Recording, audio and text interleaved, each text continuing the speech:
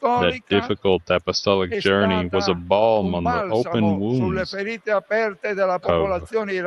Iraqi people who had suffered so much from the inhuman actions of ISIS. It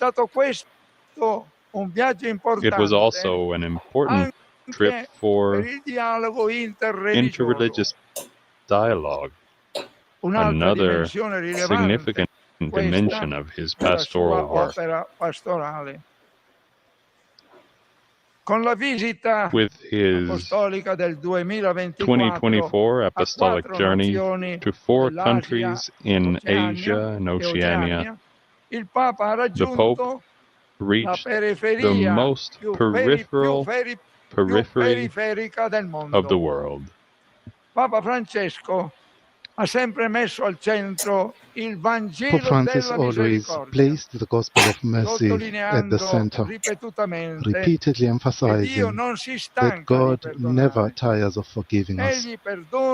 He always forgives, whatever the situation might be, of the person who asks for forgiveness and returns to the right path. He called for the extraordinary Jubilee of Mercy in order to highlight the mercy is the heart of the gospel.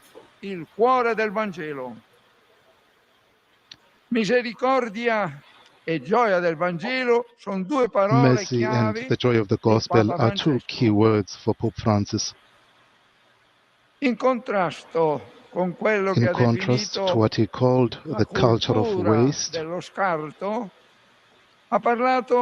he spoke of the culture. He spoke of the culture of encounter and solidarity. Il tema poi della fraternità ha attraversato tutto il suo pontificato. The theme of fraternity ran through his entire pontificate with vibrant tones. In his encyclical letter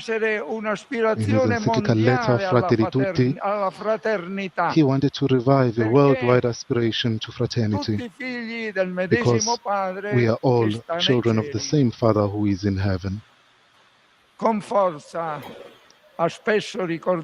He often forcefully reminded us that we all belong to the same human family, and that no one is saved alone. In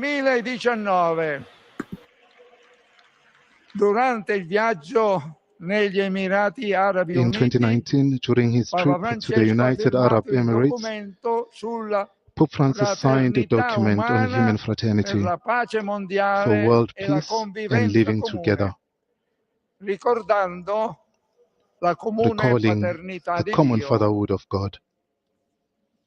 Rivolgendosi agli uomini e alle donne di tutto il mondo con addressing men and women throughout the world, in his encyclical letter Laudato Si, he drew attention to the duties and shared responsibility for our common home, stating that no one is saved alone. Faced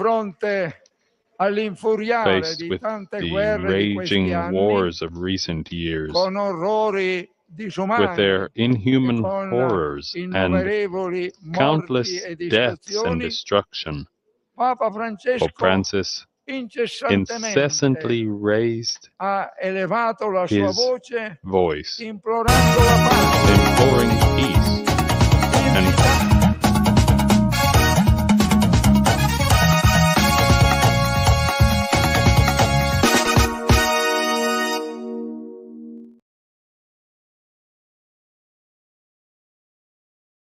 and found a group of people, and people are being programmed on social media to hate their country, which is self-hatred. I was in America. I sat down with some Nigerians, and they started. I told them, I said, listen, before you continue, Nigeria, a person will graduate as a medical doctor and spend 500,000 throughout to become a doctor. Throughout. I say in America, and they're working in Johns Hopkins. Go and ask them how much. You graduate from Johns Hopkins, you graduate from Harvard as a doctor, and you spend $2,000, are you okay? Do you know how much money you spend? Now, Nigerians are ungrateful. They will go through everything, education. How much do they spend there? Go there. I said, look, you see a Nigerian, if they tell him in Nigeria to do 2 jobs, he will cost your life out. He will come to America, wake up in the morning, do first job, do second job, do Uber, and do everything he's doing. I said, if they put the fraction of this energy they put here in their country, they will have blown. They kept quiet. He told me, he said, listen, what's the unemployment rate in Nigeria? I said, we don't calculate unemployment rate. He said, no, you must give me a figure. I said, there's no figure. Nigeria, there's nothing like that. Let me tell you why. Yaba did a trade, they were just for church members to sell things. I thought they just put out tents like this, 1, 2, 3, in the car park. I wasn't saying this thing is a waste of time. One lady said, came to me, the pastor, thank you for doing this. Now, just to show you, she was selling wigs. She has a job. Before my eyes, somebody came out of the church and bought 3 wigs, each one 250,000. That business is not registered though. 750 grand that girl carried home. There's no job she's doing. So if somebody is in their house and just starts selling wig, are they unemployed? No. But are they registered as employed? No. Our statistics here is different. Understand your terrain. Do you understand what I'm saying here? You see, one of the problems in Nigeria, people don't understand their terrain. Understand your terrain. In America, you will sell like that. IRS is coming for you. And you go home with 750,000. Out of that 750,000, 200,000 belongs to government. Don't drop it. You will see jail. Are you following what I'm saying here? Understand the terrain. Sit down and say, what is this terrain? Then understand it so you know how to play. The girls and the lady said, when you get more, send to me. In other words, I'm telling you that person could have bought 1.5 million on wigs on the spot.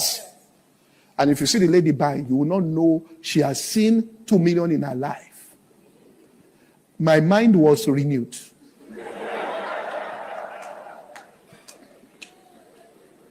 This is Nigeria. Do you get what I'm saying?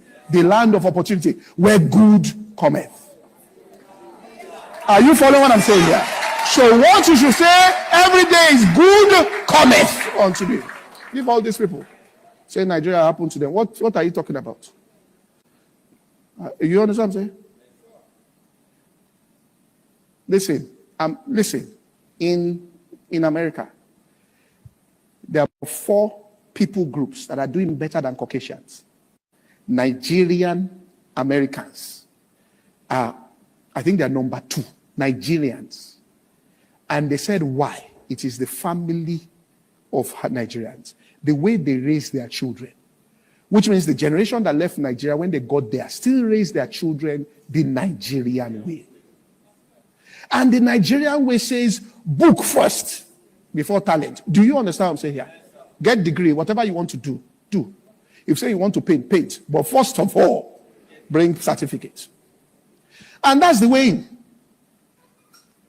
Why people are saying, what are these Nigerians doing? Because they tell their children education. You enter a Nigerian home, they are disciplined. The value system here is treasure. You now go there, you go and join people. I say, hey.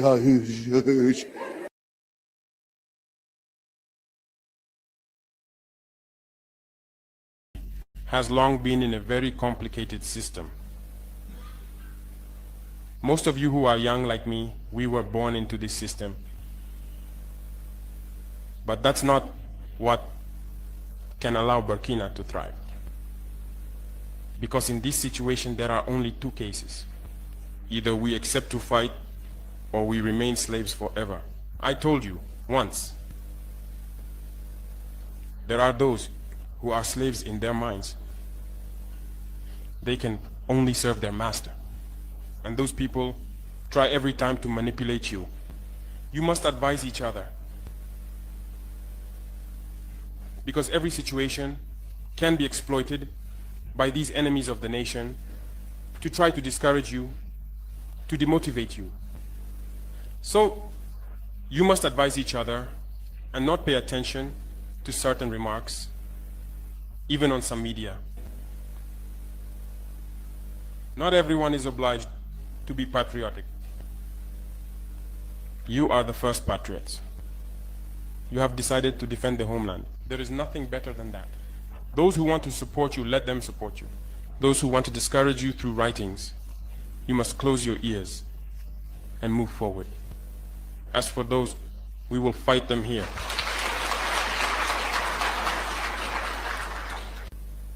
So, we must remember something. Recently, there is a so-called NGO. It's not even an NGO. Because NGO stands for non-governmental organization. They are not non-governmental because they are funded by a federal budget, by a state. This so-called NGO produces reports claiming that the FDS and the VDP commit abuses. It went in here, it came out there. It's to tarnish your morale. It's to scare you, to prevent you from being able to fight. No. Moreover, we are going to file a complaint against this NGO because people need to understand something. What is happening to us here? It's true that they have manipulated part of our populations in the Sahel here, but they didn't have that kind of weaponry. What brought such significant weaponry into their ranks? It's Libya. Who destroyed Libya? It's this NGO, the same NGO that made false reports and gave them to those who wanted to create a rebellion so that people would intervene and overthrow Gaddafi. And the powder keg ended up being poured into the Sahel. These millions of lives that have been taken in the Sahel, we must file a complaint against this NGO because it is responsible for these false reports it made to support this thesis of attacking Libya. They have no moral lessons to give us. That you find with barber or dreadlock, arrest him, barb his hair, and find him. Nobody should carry any kind of health record again inside MENA. I have given you marching order, the security agencies. Anybody you find with a weapon, deal with him as an armed robber. So for parents, warn your children, warn your words. From this moment, is 100% fire for fire. Has NIMEC called off this strike? No, I haven't gotten that update. So. If NIMEC has not called off the strike, cancel and suspend every APC flight now with immediate effect. People's lives and the safety of our equipment, safety of our crew, safety of people's lives, first and foremost. If any other airline, I don't want to, the vice chairman just called me now and said that he heard that we are trying to cancel flights, that other airlines are flying. I don't care about that. I just don't care about that. Suspend every APC flight nationwide this moment. We should stop flying. We look at thunderstorm everywhere. Look at the kind of weather we are going into. And NIMEC that is supposed to be providing this thing is on strike, and we are flying. Suspend every APC flight with immediate effect. Until further notice, until that strike is over, suspend it. Safety first. Safety first. In APC, I don't want to hear any incident or whatever. Please, if people want to collect their money, let them collect their money. If people want their refund to go and fly elsewhere, let them collect. But I don't want to have blood in my hands. Please suspend every APC flight with immediate effect. Thank you.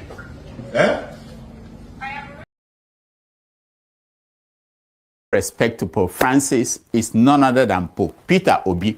Sorry, I mean Mr. Peter Obi, former presidential candidate of the Labour Party. He went with Cardinal Francis Arinze to pay his last respect. Hey! You see, while other people dress up for the occasion, Peter Obi just rode in with his usual black and black uniform. The man is always funeral ready. You know, just tell him who died and the address. He's always ready, dressed for it. Obi almost went with governor of Benue State, that Reverend Father. But the man blocked him from visiting ID camps in his state, you know. And Obi said, okay, you're a Reverend Father boy. Sorry, I can't take you. Why? You know why? Why the man blocked him? Because he doesn't want people to know how bad things are in his state. The governor doesn't want people to know. Meanwhile, even politicians who haven't tested 40-year-old brandy posted their tributes to the Pope. Former Governor Umo Eno of Anambra State posted his photo with Pope Francis, proudly rocking his knighthood gown. Look at it. Even our own Okendibe, one of our post-colonial African writers, posted his handshake picture with the Pope. I can't imagine Chinua Achebe or Wole Soyinka queuing up at the Vatican for a photo op with Pope Francis. You know, maybe there is a picture of that. But what do I know? What do I know? So what of us ordinary people who never met the Pope? What about us? Will Pope Francis still intercede on our behalf when he gets there? Or will he say, no selfie, no salvation? Will he tell Mary, the mother of Jesus, not to pay attention to our prayers because we didn't take pictures with him? Is that what will happen? You may think I'm jealous that I didn't get a chance to take a picture with the Pope. Yes, you are right. Next Pope that will show up, I'm going to find him for a handshake and a picture as proof. I don't want to miss that blessing. You know what I mean? But is this why they take pictures with people? Is that why people take pictures? I have no idea. So next time I see you trying to take picture, so you want, so that's what they're doing. The picture that we show when you die. To Fiakwa. To Fiakwa, no more taking pictures. Nobody. Africans, who did this to us? Who did this to us?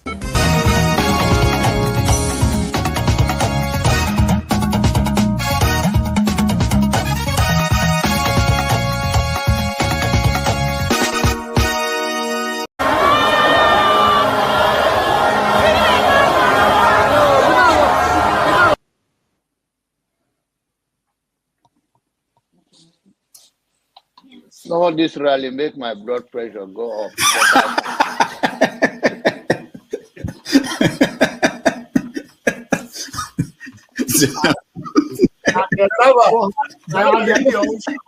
And the people who are asking a platform for him, who are supporting him. So you should get a filter sometimes. Filter your thoughts before you say. I'll continue to take blood pressure medication. Why are you getting high blood pressure, Jonava? Now, I'm not taking medication for myself. I'm taking it for people like Paul and some of you guys that after the January, February something, and then people like Soludo, that is a good spoiler. I thank God for his life. He's working for my God. And I am ready to die defending Nigeria in whatever way. When it is God's time for us to go, it is you took my time to God. You are ready to defend Nigeria. I gave you I'm coming. Alexi, hold on. You already started. What I'm saying, defending Nigerians is this. I gave him my time and he's using it to defend Nigeria. No, sorry. I'm sorry. Alexi. I have nothing new to say. People are hungry. Let them die. It's their fault. Yeah, I'm supporting Tinubu 100%. You're supporting Tinubu? 100% to deal with Nigerians. Jeez. People like you. So that when next election comes, I will now see whether when people bring money, you will vote for them or you will do your conscience.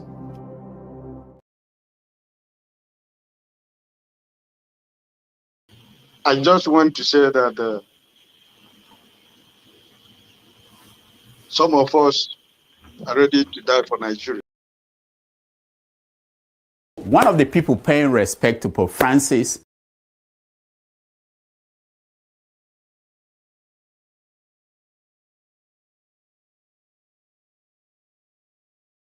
1 trillion 911 billion 844,833 naira and 46. I'll take that again. 1 billion 911 1 trillion 911 billion 844 billion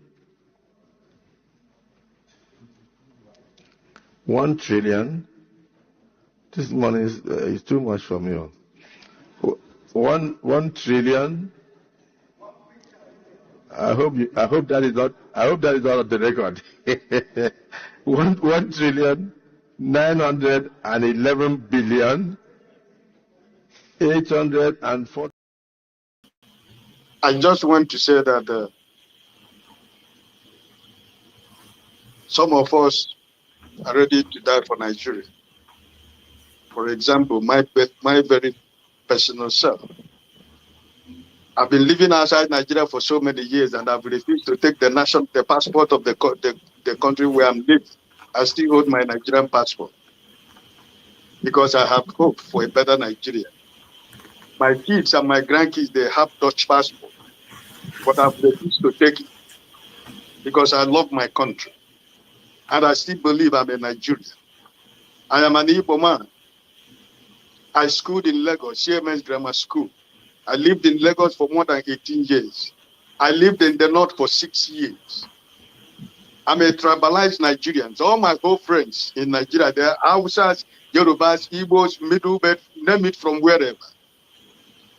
I still believe there are decent and honest Nigerians who want a better Nigeria. And for ever so many years that I've been living outside, I want to let you know that I've been fighting to defend Nigeria anywhere, at the airport, anywhere in the world.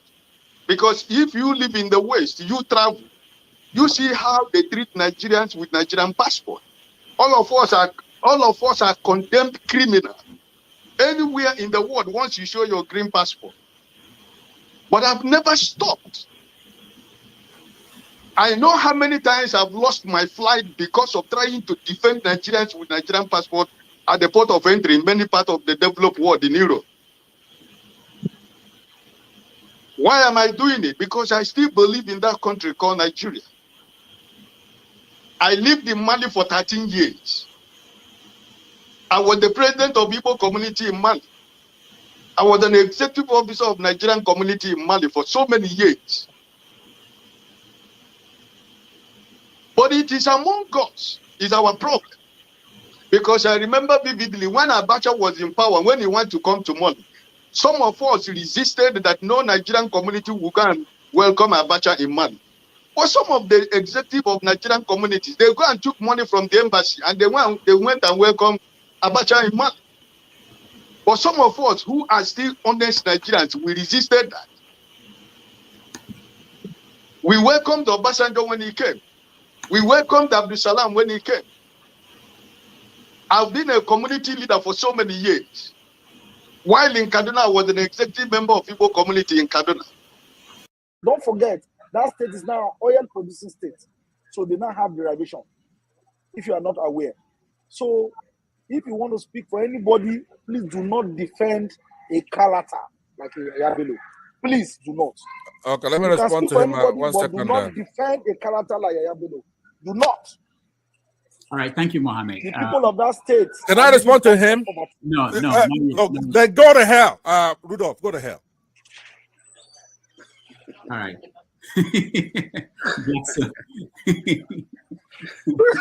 Rudolph, I've never seen this part of him before.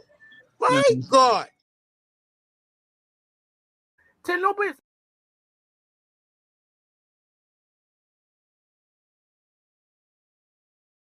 Tinubu is a criminal, yes, of course, a categorical grade 1 criminal. The only person more criminal than Tinubu in Nigeria is probably Babangida.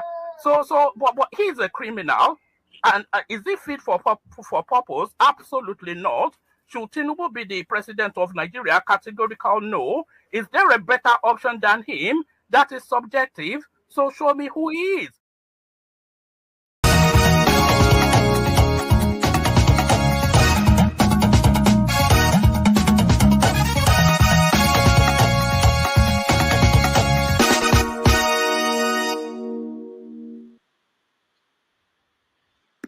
Hello, everyone. Welcome to the show. My name is Rudolph Okonkwo. Today is Saturday, April the 26th, 2025. It's another Saturday. We are live here in New York City, and it's a beautiful day here. Hopefully, it's a beautiful day where you are. Thank you for joining us, those on the comment section, those who are in the studio. We are going to start the show and have a great time. These are the stories we are following. Of course, most of you know that the Pope was buried today in Rome. At the burial, we saw different world leaders come around, and they played a role in saying goodbye to the leader of 1.4 billion Catholics in the world. Among those that came were people like U.S. President was there, Prince Williams of the UK, and people like Senator Babio came to represent Nigeria. He's the leader of the Nigerian delegation that went to the event. So we're going to talk about what it means. On the sideline, we saw Trump met with Zelensky, the president of Ukraine, and they had a one-on-one meeting where they discussed the ongoing war with Russia. So that's something that is interesting, and we are going to talk about the implications and the election of a new pope, which will happen within the next 2 weeks. The Cardinals are getting together. They're already in the Vatican, and they will elect somebody to replace Pope Francis. Would that be an African pope? That's a question most people are trying to figure out. So we're going to talk about that. Also, in Nigeria, the political environment in Nigeria is heating up. Nothing has changed in terms of the security situation. Even though Tinubu is back, they are still killing people in Benue State. So we're going to talk about that. The idea that Nigeria is turning into a one-party state is something that is of concern to most people in Nigeria. We're going to talk about people who are moving over to APC, almost everybody, and what that means for the country and the upcoming election in Nigeria. Of course, other issues including state police, which people thought that this is the point when they will move ahead with state police to help the governors control the situation in the states. But no, they are suspending that. So we're going to look into why they are doing that, what that means for the governors who are dealing with influx of foreign headers.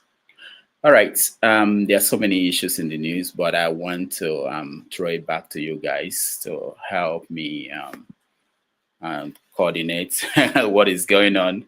I know I do miss some things, and we have a long list of things in our notes that we sent out to people. But let's bring in people in and then start the conversation. Thank you again for joining us. I appreciate all of you. And let's go.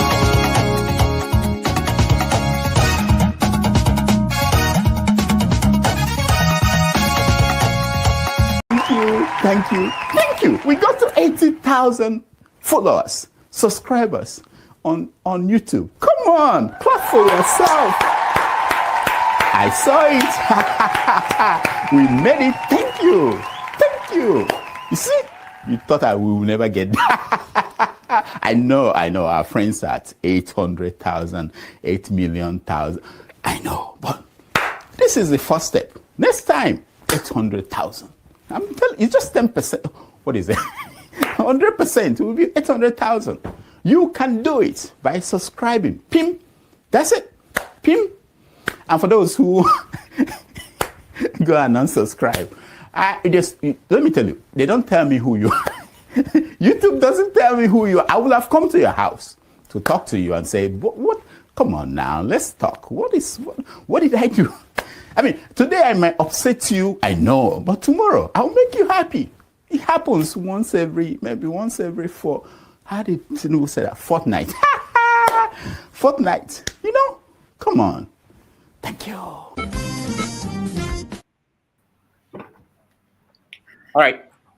Welcome, everybody. I can see Show, I see Jide, I see Mr. James, and I see Ike. Show, welcome to the show. Yes, good evening from beautiful England. Good to be with you all. Yeah, nice to have you. For those who do not know, Show went to Nigeria. He didn't want me to tell you guys, but he's back now in a safe territory, so we can say he went to Nigeria.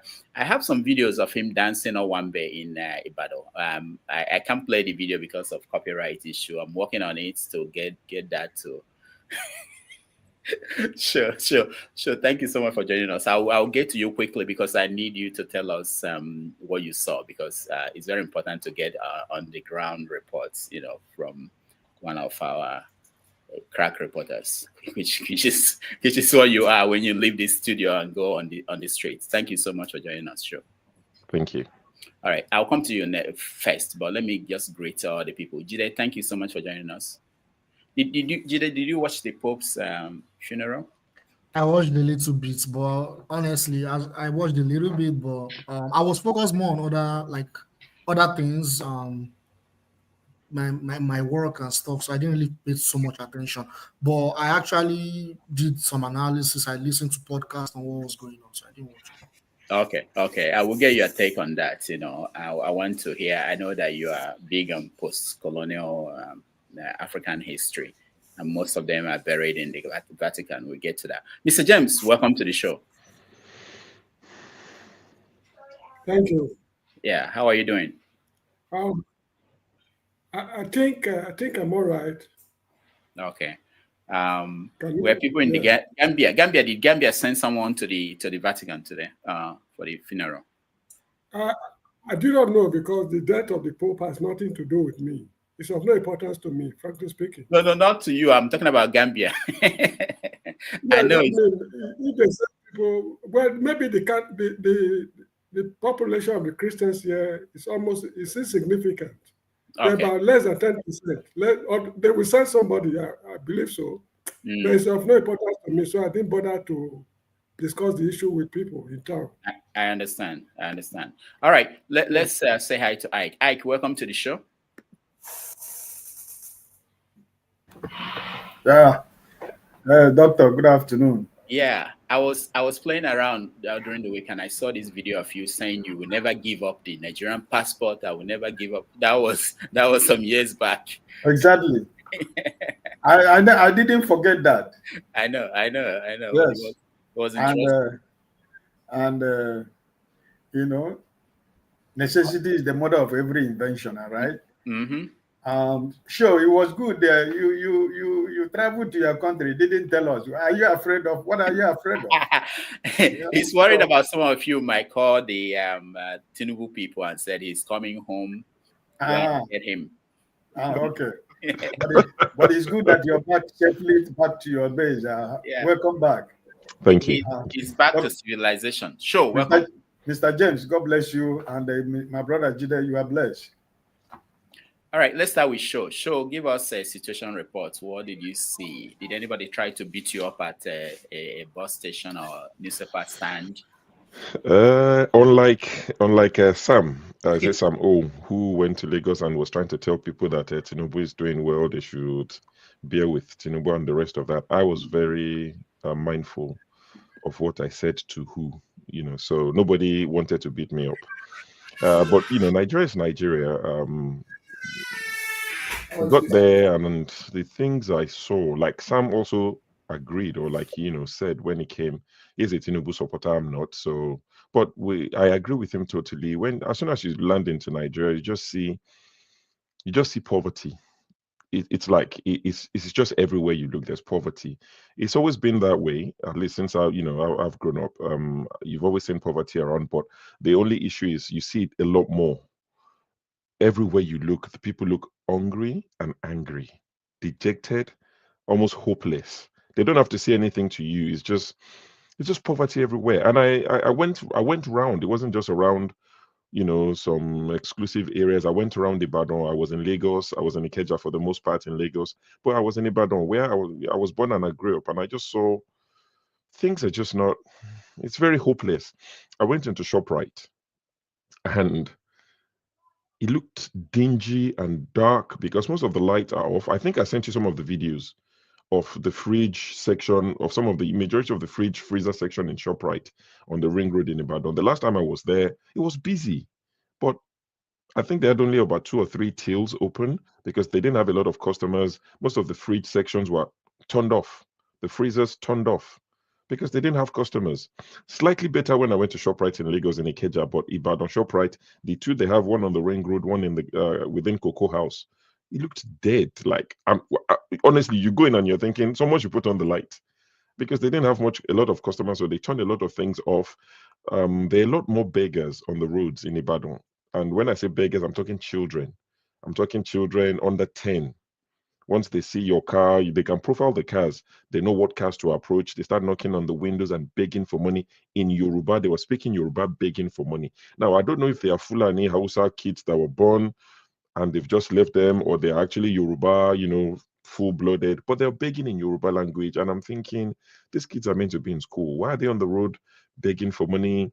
Some of the things that have been there is a lot worse now. You see a lot of able-bodied men that should be working. Maybe they're not educated, which is a fault of the state, but 25-year-old guys selling handkerchief from morning till night. How is that contributing to the economy? Handkerchief. A grown man selling pet Coke Fanta within the ring road, Challenge, all these places where these are guys that should be in the warehouse driving, forklift and all these pump trucks and all these things. People who are familiar with Ibadan would know Sumal. They made chewing gums back in the days. They should be working in places like Sumal. Should be working in our industries, our companies. When they talk about production, these are the sort of guys that can contribute rather than selling handkerchiefs. I mean, what does selling handkerchief and face towel? Grown man. And everywhere you went, people were begging you for money, begging for money. They will see you or guy. I will tell them, oh, let my driver give you money. They will say, lie. No, don't let your driver, because they know the driver will probably give them 500 and say, go away. So they will say they will insist that it is you that must give them money. So these are the things that I saw when I went there. Some of my friends that I saw the last time I went, who were driving nicer cars, I saw their cars, the same cars. Those cars look tired. They are not able to change them. And these are guys who have decent jobs, by Nigerian standard. Then another thing that I saw, which I would say as the last thing, is the hotel I stayed in Ibadan, because I went for a wedding, and maybe about 40, 50 people went for the wedding from the UK, and maybe about 10 people from the US. Everyone had their own personal police officer, mobile police. So there's this thing that they do now. People would rent a 4x4. They call them upgrade. So the chassis and the engine would be like a 2008 Toyota Land Cruiser or a Lexus, like a 2008, 2010. But the body would be like a 2016. The light, the tail light and everything, indicator. So they look like a nicer, a more recent model. So they call them upgrade. Everybody would rent one. No number plate. The number plate will have been covered with a leather case or whatever you want to call it. So there's no number plate, which I think is dangerous. And every one of these cars has a siren. They have something inside. They will press it. You'll be making siren. They are flashing like you would even think that like a dignitary going somewhere. But these are regular guys who just come from UK, US, Canada, all these places, China, that have a bit of money. So I didn't have one, because I didn't need one. I'm not. There's nothing to protect. It's just me and my wife and my children. So nobody's looking for us, at least not that I'm aware of. And probably because I've been accused of working for the DSS, so I'm one of them. So they're not looking for me. So my driver now told me that, I think you should get one of these police officers. It's 330,000 per day. That's how much it costs to get a police officer with gun that will sit down in front. And I thought to myself, we don't have enough police officers. And everybody is now hiring one, which reduces the number of officers to protect the general populace. When I come out of the hotel and I get into like the car park, every day, on an average day, you see about 20 police officers just waiting there for their Oga to come out and join them for their daily journey or whatever they're doing.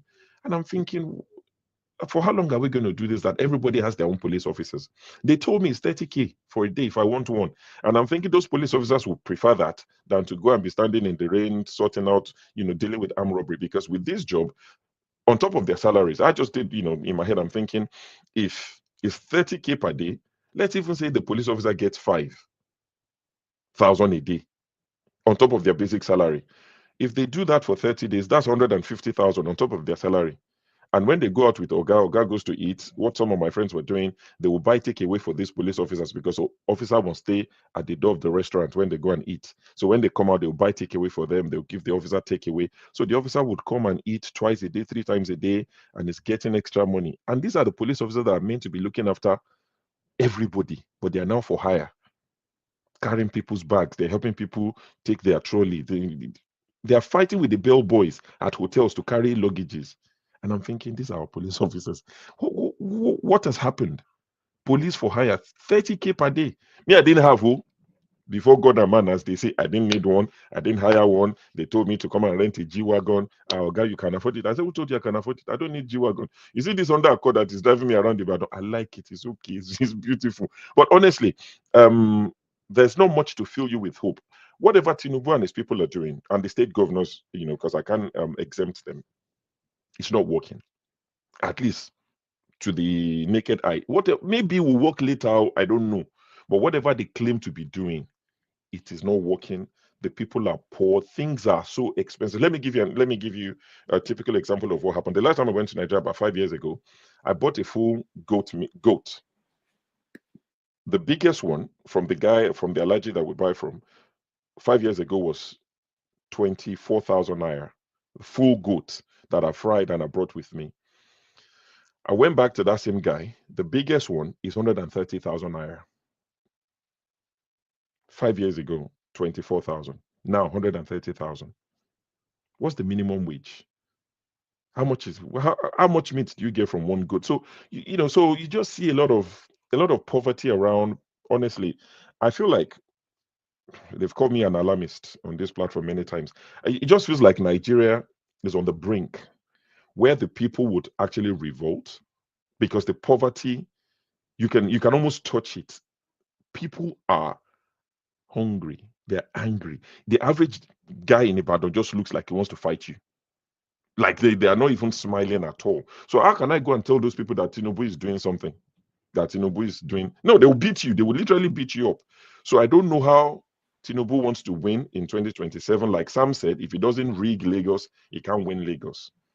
And I think it will be the same for most states. And I think, sorry to go into some of your topics that you might want to discuss, I think that is why they are doing what they are doing. Because if you look at the 3 states that they've attacked in the last few months, River State, I think Fubara, anybody can predict that Fubara would eventually join APC and they will let him finish his 4 years and send him packing. They've taken Rivers, basically. They've taken Edo and they've taken Delta. Those 3 states, Peter Obi won it. So he won those states, especially because they're not going to get as much love in the north. They'll still win it, states in the north, but I think they're trying to consolidate power in the south. They can forget about southeast. They're not even trying. But south, they've taken 3 states now. So I think these are the things, because I don't understand what's APC going to campaign with in 2027. What exactly are they going to tell the people? I met people who are telling me the last time I ate was yesterday. And I'm talking to them at 2 p.m. And they're telling me the last time I ate anything was yesterday. So far, they Nigeria. So hold on. So what did they complain about the government, whether state or national? No. They complain. So they complain about the state government. But mostly, a lot of people are just saying Tinubu. His name was on everyone's lips. Tinubu this, Tinubu that, Tinubu this. And I'm thinking, you're preaching to the choir. I'm like you. I don't agree with anything these guys do. Honestly, I can speak for Ibadan and part of Lagos that I went to. The people are not happy at all. They don't believe in anything Tinubu is doing. When I was telling them that Tinubu is about to get, I don't know if you mentioned it, that they're about to install solar panels at the Aso Rock for 10 billion naira, which is about $6 million. Some of them lost their minds. Like, sorry, how can the president be installing solar? So what's going to happen to the rest of us? I said, more darkness for you people. So a lot of people don't believe in what Tinubu is saying. I don't know if the tribal cards will come out again. I don't know if Oro will come out again. I don't know what they would tell the people in 2 years' time. But as of today, the people are not happy with Tinubu and whatever he's doing. They are not happy at all. And they have every reason to be upset with him. The poverty is too much. Way too much. All right, let me give a chance to people. We make you an emergency guest as we speak, so they can bring out more things from you. Ike, do you have anything to say to Show? Any question for Show? Yeah, my question to Show is, were you in Ibadan City or you went to your village? I'm one of those people that probably don't have a village. You see, Okay. I'm a city boy. I'm just joking. Okay. So I was in Ibadan town, the township of Ibadan. Okay. Is Show mystery shopping? No, I wasn't mystery shopping. I was just with everyday people in Nigeria. You see, some of you, like Man of Prestige, you know, when he went, he came, he said he was in Via, he was in Lekki, he was in this, he was in that. Those places exist.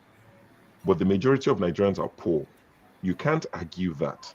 Even the people borrowing you money are telling you that more Nigerians will be poorer. So is World Bank misery shopping? They are projecting more poverty. That's not from me. That's from World Bank. The people dashing you money, borrowing you money. They said there will be more poverty in the land. So I wasn't misery shopping. I was just dealing with everyday people. And the people looked poor. Like I said, I didn't experience it. But you can see it. You can see the people. So, Uncle Ike, I was in Ibadan. I was in Ikeja. I met some of my friends who were doing, in fact, I was telling Rudolph, I met one of my schoolmates who is now a politician. Him alone, he had like 4x4s, like 15 police officers around him. He's run for office twice. I think he's lost twice for House of Rep. But he's a big politician now in Nigeria. Said hello to him. I walked, ran into him at the hotel. So there are people who are doing fine, but the percentage is too little. So some of the people who could afford to live a decent life before, like teachers, like a public school teacher in the past, would be able to do decent things for their families. On Easter, I was in Ibadan for Easter, and at 2 o'clock, while I was just driving around, I'm quite observant. I like to think, and I saw chicken. When people have chicken for sale, at 2 o'clock on Easter Sunday, there was still chicken for sale on different, parts of Ibadan. When I was growing up, you won't find chicken on 2 o'clock on Easter because all will be sold. If you wanted to buy chicken on Easter, you'd be paying premium because you've left it too late. But people couldn't buy. So it's not a case of mystery shopping. It's just a case of what you see. This person saying that I'm mystery shopping.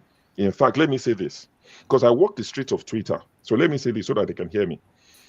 I walk the street of Twitter incognito. A lot of times I go around some of these platforms and I'll listen for 5-10 minutes and I'll bounce if it doesn't, I don't like what they're discussing. But I go there quietly. I don't comment. I don't join. But I hear people speak. And the funny thing is, people, when they speak in their little places, they think it's almost like secluded because you can't see us. You don't know we're there. No, we're there sometimes. This same person that is asking me about mystery shopping, somebody asked him about a year ago. And I have that clip. I have the clip. Would you invest in Tinubu's Nigeria? He said, never. As long as I have the opportunity to invest in the West, I won't. Telling me, am I mystery shopping? But you said you will never invest in Tinubu's Nigeria as long as you have the opportunity to invest in the West. Okay, my last question to you, Show, is the emotions and the feelings of the situation in Nigeria. Are the people expressing it to you openly, or they are afraid of trying to express it to people, the situation they find themselves? Is it an open discussion or just inside they want to tell you? It depends. It depends on how the people perceive you. If they feel like you are on their side, if they feel like you are not on the side of the government and they won't get into trouble for telling you the truth, they will tell you the truth, or at least what they believe that you agree with. So most of the people I met told me that they were not happy. They have no hope in Tinubu's government. They are fed up. Some of them said they regret voting. But I still met people who told me that Tinubu is doing well, that these things, to paraphrase, baby steps of pain or whatever Tinubu call it. You know, along those lines, like these things, we would have to pay a price that we've lived a life of luxury that we couldn't afford, and Tinubu is doing what other politicians should have done in the past. So I met people who still believe and support Tinubu. They exist. And I'm talking about people who don't earn a shishi from Tinubu. It doesn't pay them. So there are people who genuinely, truly still believe that Tinubu is onto something, that is going to do something that would benefit Nigerians in the end. But the reason why I don't take them seriously is because they are the same people who told me that Buhari was laying a solid foundation. That by the time Buhari finishes his 8 years, Nigerians will be grateful. And whoever takes over from Buhari will just have a, easy run. Now, if he was a PDP guy that won, or LP guy, after Buhari, they will say, hey, he doesn't like him. But it's the man that boldly told us that he put Buhari there from the same party. So they can't even say we don't know each other. But he's taking over now and he's telling us that he inherited a dead economy. So he's building another foundation. I don't know, Julius Berger and all these people, I don't know how many foundations they are building. So Tinubu's people are telling us now that let him do second term. At the end of the second term, you'll be grateful.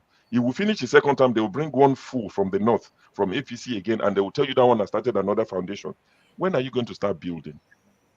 Yes, but to answer your question, people will speak to you if they feel that they are safe around you. Otherwise, they will just tell you Tinubu is doing well and everybody will go home. All right. Thank you, Ike. Paul, welcome. Yeah, thank you. I think, Sho, welcome back. One part that Sho said the people have completely lost hope. I think I want to disagree with that. Like Francis Bacon would say, blessed are those that hope not, for they shall not be disappointed. The people still have hope. Culture, religion, tribe, still giving them hope. You understand? Hope might mean enmity. This is the person that is affecting me, but we still have hope that someday we're going to kick these people out and things will work. So they still have some type of fake hope all around them, but they are hopeless.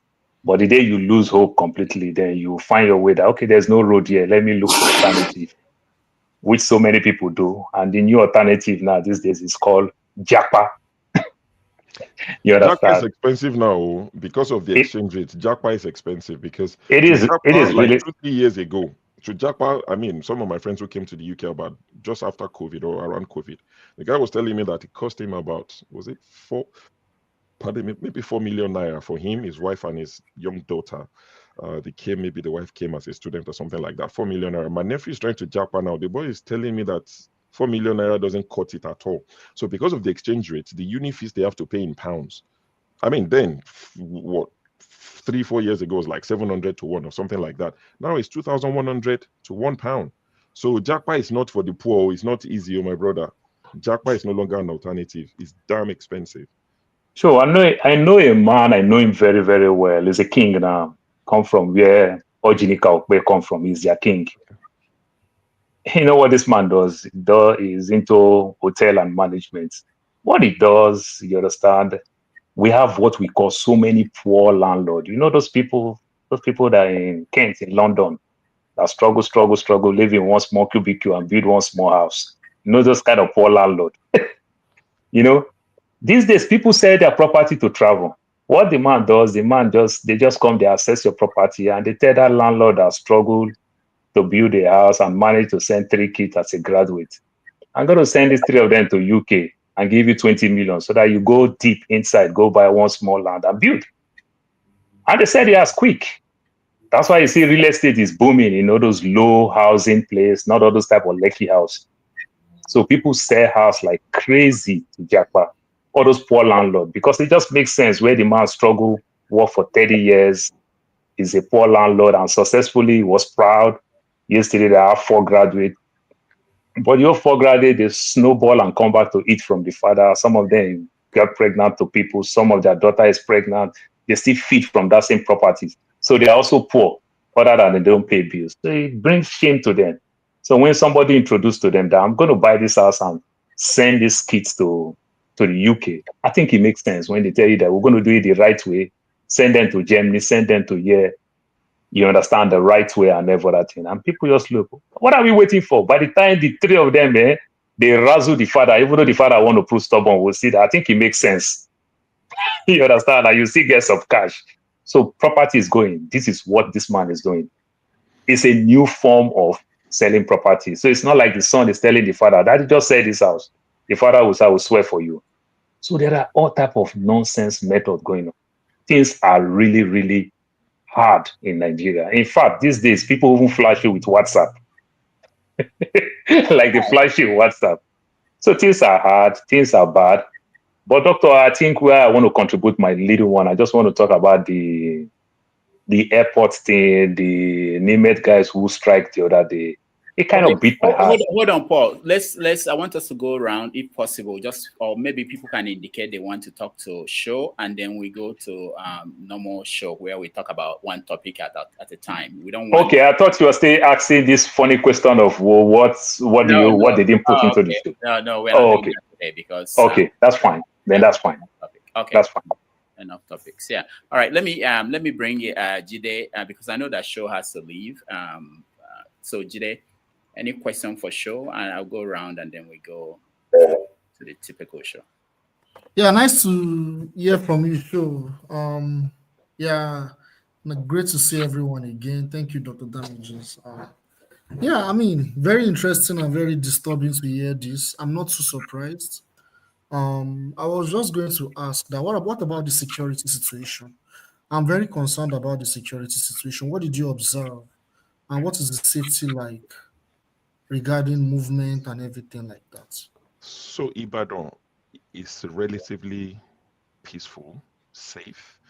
And that's why I was surprised that virtually everyone who came had a police escort with them. Maybe some of them will be traveling because not everyone is from Ibadan, grew up in Ibadan. So maybe some of them will be traveling, to other places, Undoa, Korea, and all these places. Maybe that's why they had all these police escorts. But throughout my stay in Ibadan, and even in Lagos, there was no issue at all. At no point was I afraid of anything. Although I didn't go out much at night. By 10 p.m., I was back at my hotel most days, but there was no reason to be afraid of anything at all in Ibadan, at all. And something that I noticed is Lagos, most of the roads, you had cleaners, almost like 24/7 people cleaning the roads in Lagos, like literally sweeping. Maybe not the best method, no face mask and all the health issues that might come later, but in terms of Lagos, it looked clean. Ikeja, of course, the gutters that don't flow would always smell and all of that. But in terms of looking at it, looks clean. People were cleaning it 24/7. No fears at all. I went out, with my friends, hung out, restaurants, bars here and there in Ibadan and Lagos, and at no point did I feel like I was not safe. At no point. All right. Thank you. That's a beautiful. Thank you so much. All right. Thank you, Jide. KJ, welcome. You're muted. Okay, I'm sorry. Good to see you, Dr. Rudolph, and so good to see you, Sho. Good to have you back. You've said almost everything that needs to be said. All I just want to let you know is that if you're hoping that it's going to, the suffering is going to change the situation, well, maybe you got something else coming because we're just going to adjust and sit back. I don't think so. I have given up that anything is going to happen because there's nothing more to take. I'm serious. I mean, you have seen the level of suffering that the people are going through. And even at this point, the people are not seeing the reason to confront the system. What else is going to happen? Just like I've come to a place where Shore is right now. He said when the people are ready, the people are not yet ready. And, I'm waiting for those who, when we said on this panel, concerning the insecurity, and they said it was certain governors that were organizing the insecurity. Those governors are no longer in place now. I don't know whether it's the present governors that are organizing and orchestrating all those stuff. But it's good to have you back. And I know that Ibadan is relatively peaceful, unlike, other parts of Nigeria. Ibadan still remains the last frontier. Let's see what goes on in the next 6 to 9 weeks, 9 months from now. Welcome back. All right, thank you, KJ. Kulaka wants you to answer. How many people did you see with Kwashok or You see, so let me start by saying when Tinubu was shaking and falling and all of that, and we tried to say he didn't look well, they said we're not doctors, we're not qualified to diagnose people by looking at them. So I'm not sure how I'm meant to diagnose people to say this person has kwashiorkor and all of that, but I can say for a fact that a lot of people I saw did not look well. In the past, I would have gotten irritated and annoyed and whatever, and reacted to all these things. But for me, it's quite selfish to see people who look like you. You're not a colonizer. You don't have pointed nose. These are people who look exactly like you. And you see them, most of them don't look well. There are people who look well in Nigeria. Of course, they exist. But majority of the people, like people, I'm not talking about people who don't have a job. People who have a job, like a hustle, a mechanic, tailors. There are people who have jobs, but the people that should engage their businesses cannot because they don't have money. So these guys are not making as much money as they used to. Or are you arguing against this fact? So to make light of it and ask how many people had kwashiorkor in Ibadan, I don't know. But most of the people I saw did not look well. I grew up in Ibadan. I know what people used to look like. Yes, there's always poor people. There would always be poor people. But what percentage? This bona that you are having when I'm speaking, go and have it when World Bank tell you that there'll be more poor people. When they tell you that over 10 million, the way they just dump tens of millions of people into poverty in Nigeria, it's almost like we've become numb to it. They'll just tell you, World Bank, IMF, 10 more million people will become poorer in Nigeria. That's 10 million people. That's a lot. That's more than some countries just go into poverty like that. They say it. Forget what I'm saying. When they say it, is it Peter Obi? Is it something? Is it propaganda? But when we say it, we see it, we go there, we see it. You say it's propaganda. To gain what? Am I paid by Peter Obi? I've never met him. I'll probably never meet him. There's nothing he has that I want. But you say the things you see, and people would, because of politics, because of somebody who has found a way to capture them, because of their love for him, he cannot be criticized, would say, you are, I don't know how to help you. I don't know if you can be helped. It's not my task. It's not my job to help you. I hope you find salvation and you find peace. But the people don't look well. All right, thank you. Sure. Man of Prestige, welcome.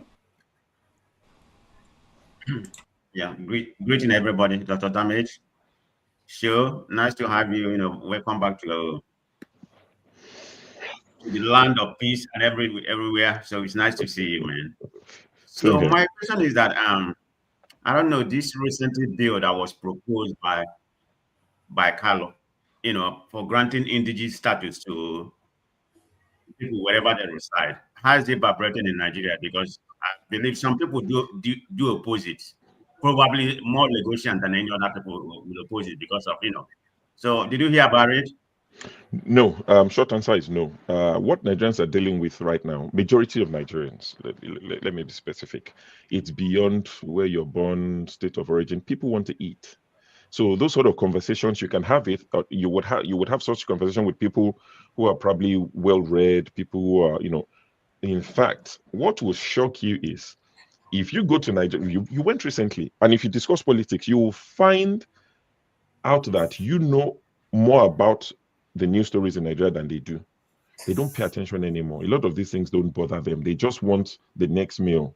They just want to eat, just want to feed. So to answer your question, not one person mentioned that level of discussion to me. No, people were just saying, things are hard, Ilule, Keneko, tell some before, if we do this, we make this money, we can do this before. So that's the sort of conversation you have, very baseline, very, not anything high level. People just want to eat, really. They just want electricity. I mean, so one more question. I follow. Pardon? Did you take people pause about what they think about the president government? His election, was held today. Where will APC? How would they feel? Did you take people pause? Anything is happening. We know about Nigeria, but just I didn't ask people who they would vote for because I don't know who will be running. But from the conversations I had with a few people, not a lot of people are happy with Tinubu. It doesn't mean they won't vote for him. Like I said, tribal cards might come up, religious cards might be played, whatever might happen. Tinubu might find something, he might do something between now and the next 2 years that will make the people happy. But as of today, a lot of people are not happy with what they are saying. It doesn't mean they hate him. Some of his people, Sam O came here. He's a Tinubu supporter. He ended by saying, I still support this government. But Sam O said, Tinubu will not win Lagos if he doesn't rig Lagos, based on what he saw. He's a Tinubu supporter. Abi, it's not one of us. Abi obedience. We agree. It's Tinubu. So, man of prestige, people are not happy. They're not happy with the standard of life that they're living right now. So if there was an election today in Ibadan and it was free and fair, Tinubu's chances would be very slim, especially if he's up against somebody who the people like, But if he's up against like an Atiku or something like that, maybe he would win and all of that. But if they present a credible candidate, it will struggle to win in Ibadan if it was free and fair, which is very unlikely. All right. Thank you, Show. Chim, welcome to the show. Sure, welcome. I have nothing to contribute. Wow. Why now? Ask me a question now. I'm happy you came home. I fly tickets, go Nigeria, come back. Chim, ask me a question. Tell me, say you dey travel. Make I ask you to bring biscuit or gari or tomato. Send your address now. Send your address. Make I send something to you. Okay, put your address on the comment section. Don't put it there, my brother. Tell Show to tell us when Nigerians were happy. So I should. So I saw the question. I'll take it from Kulata. Kulata said you should ask me to tell him when Nigerians were ever happy. You see, no matter human beings, we're insatiable. We would always complain. We would always have need for more. As the singer sang, Dangote still they find money. So Dangote wants more money, despite what he has. Jeff Bezos won't turn down $10 note if you give him. So people would always want more. But what we're saying is it possible for things to get worse? Yes. Have things gotten worse for Nigerians? Yes. That's what we're saying. So we're not saying there was a time that Nigerians lived in paradise and everything was perfect. No, that's not what we're saying. But you have eyes, you can see now. You can see, you can feel the people's pulse. You can see how people lived. I grew up in an area where you had a bit of opulence, you had a bit of whatever on the other side, not too far away. Even the people that didn't have much then, they could buy chicken for Christmas and eat. Last Christmas, a chicken was selling for about 30K, 40K naira last Christmas. Minimum wage is 70,000. So the person on minimum wage cannot afford to buy one chicken, and that is okay with you. I don't know what they did to deserve you, but all right, let's go to James. James, welcome.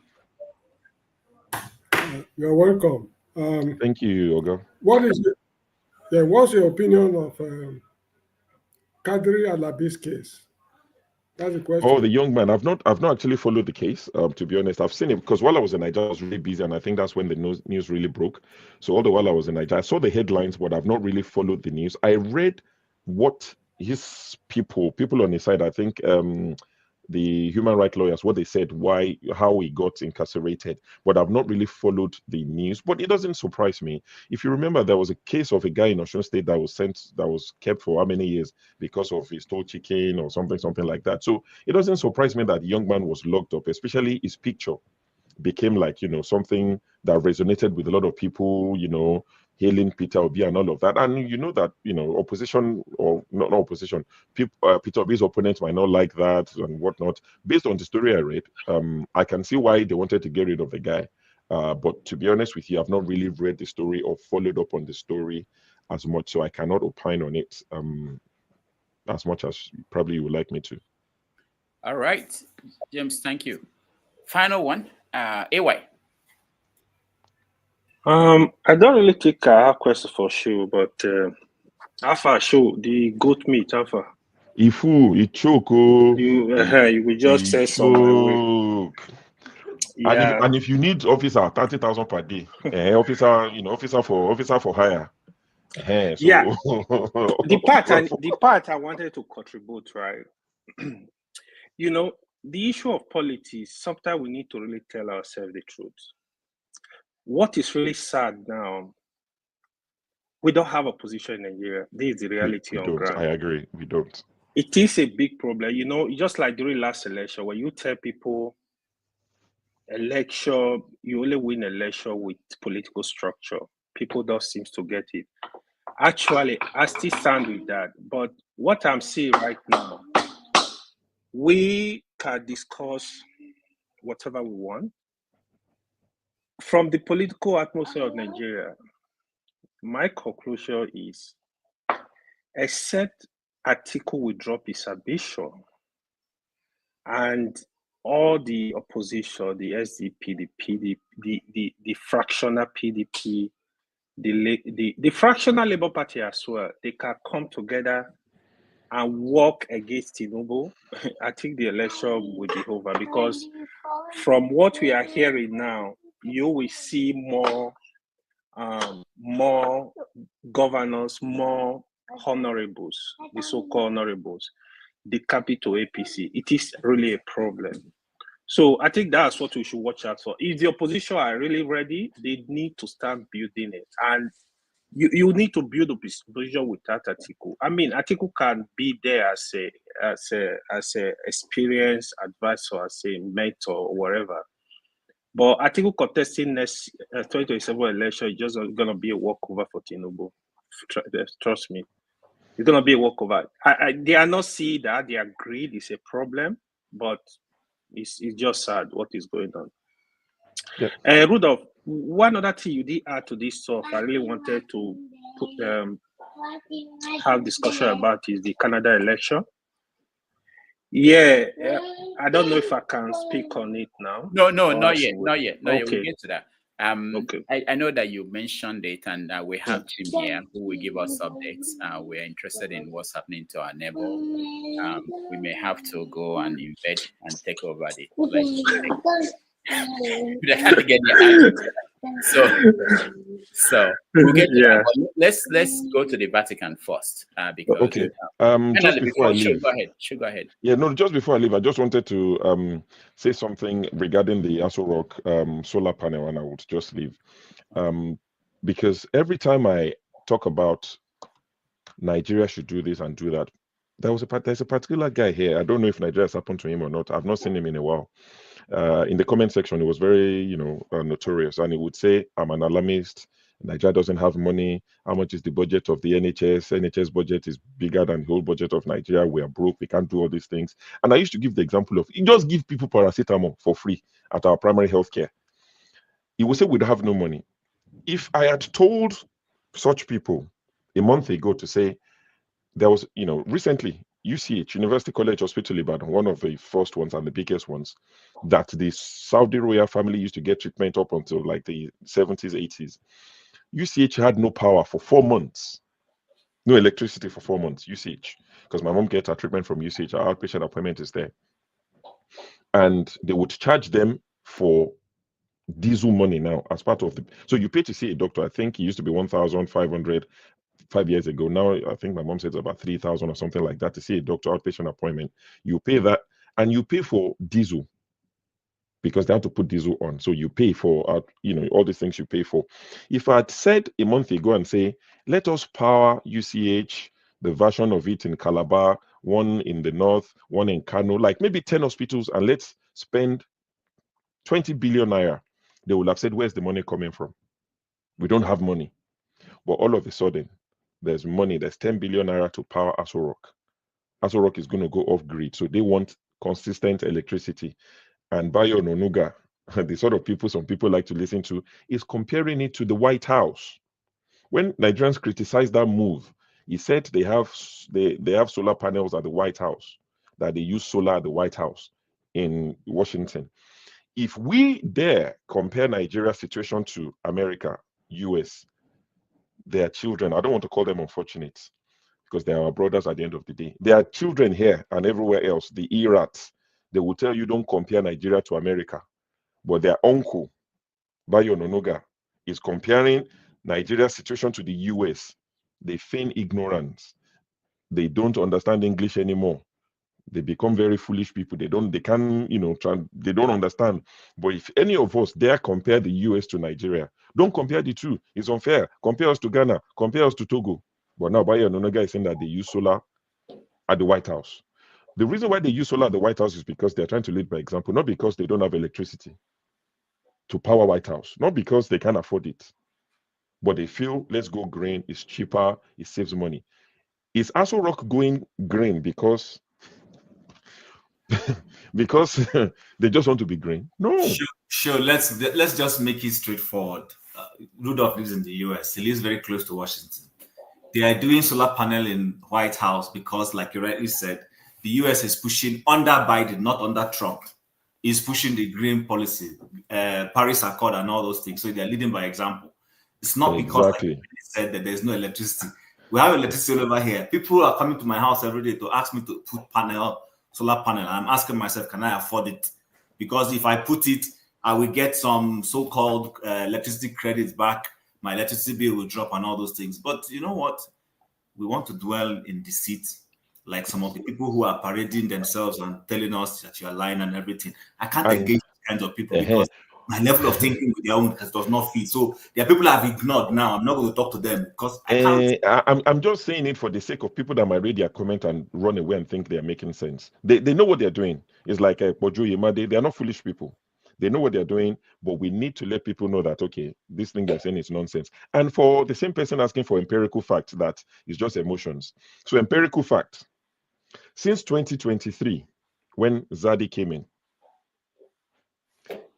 over 14 million Nigerians are falling into poverty. You ask for empirical, you don't turn to Rufai Husseini. Empirical. Over 14 million Nigerians since Zadi came in, falling into poverty. So go and argue with data. You know data is stubborn. You can't fight it. 1 + 1 would always be 2. So over 14 million people have become worse off since your, grand patron came into office. Ireo.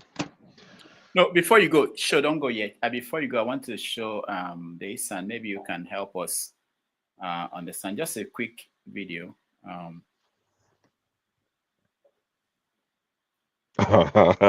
Definition of poverty has changed. These people are irredeemable. Oh, maybe they can't employ me. I'll do a better job than these people.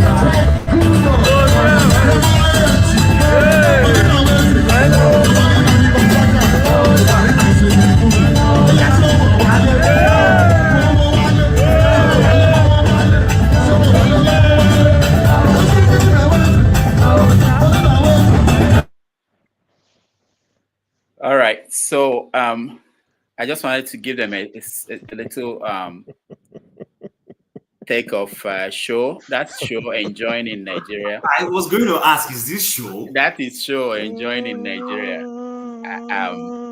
So when you hear some of the things he's telling us here, just take that with a grain. Now I know why he didn't tell us he was traveling, but that's fine.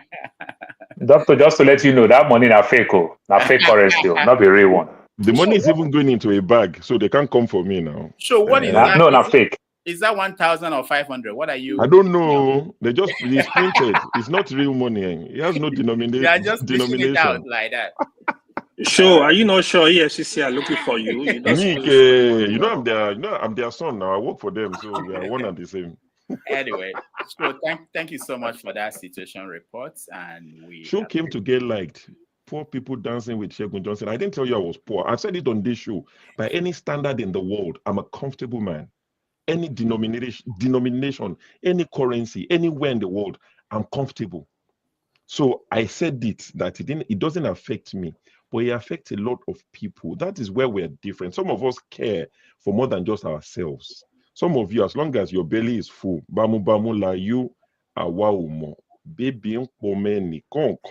So we are full. We don't care if the next man is hungry. That is the drum some people are beating. Some of us care. But I'll leave you to it.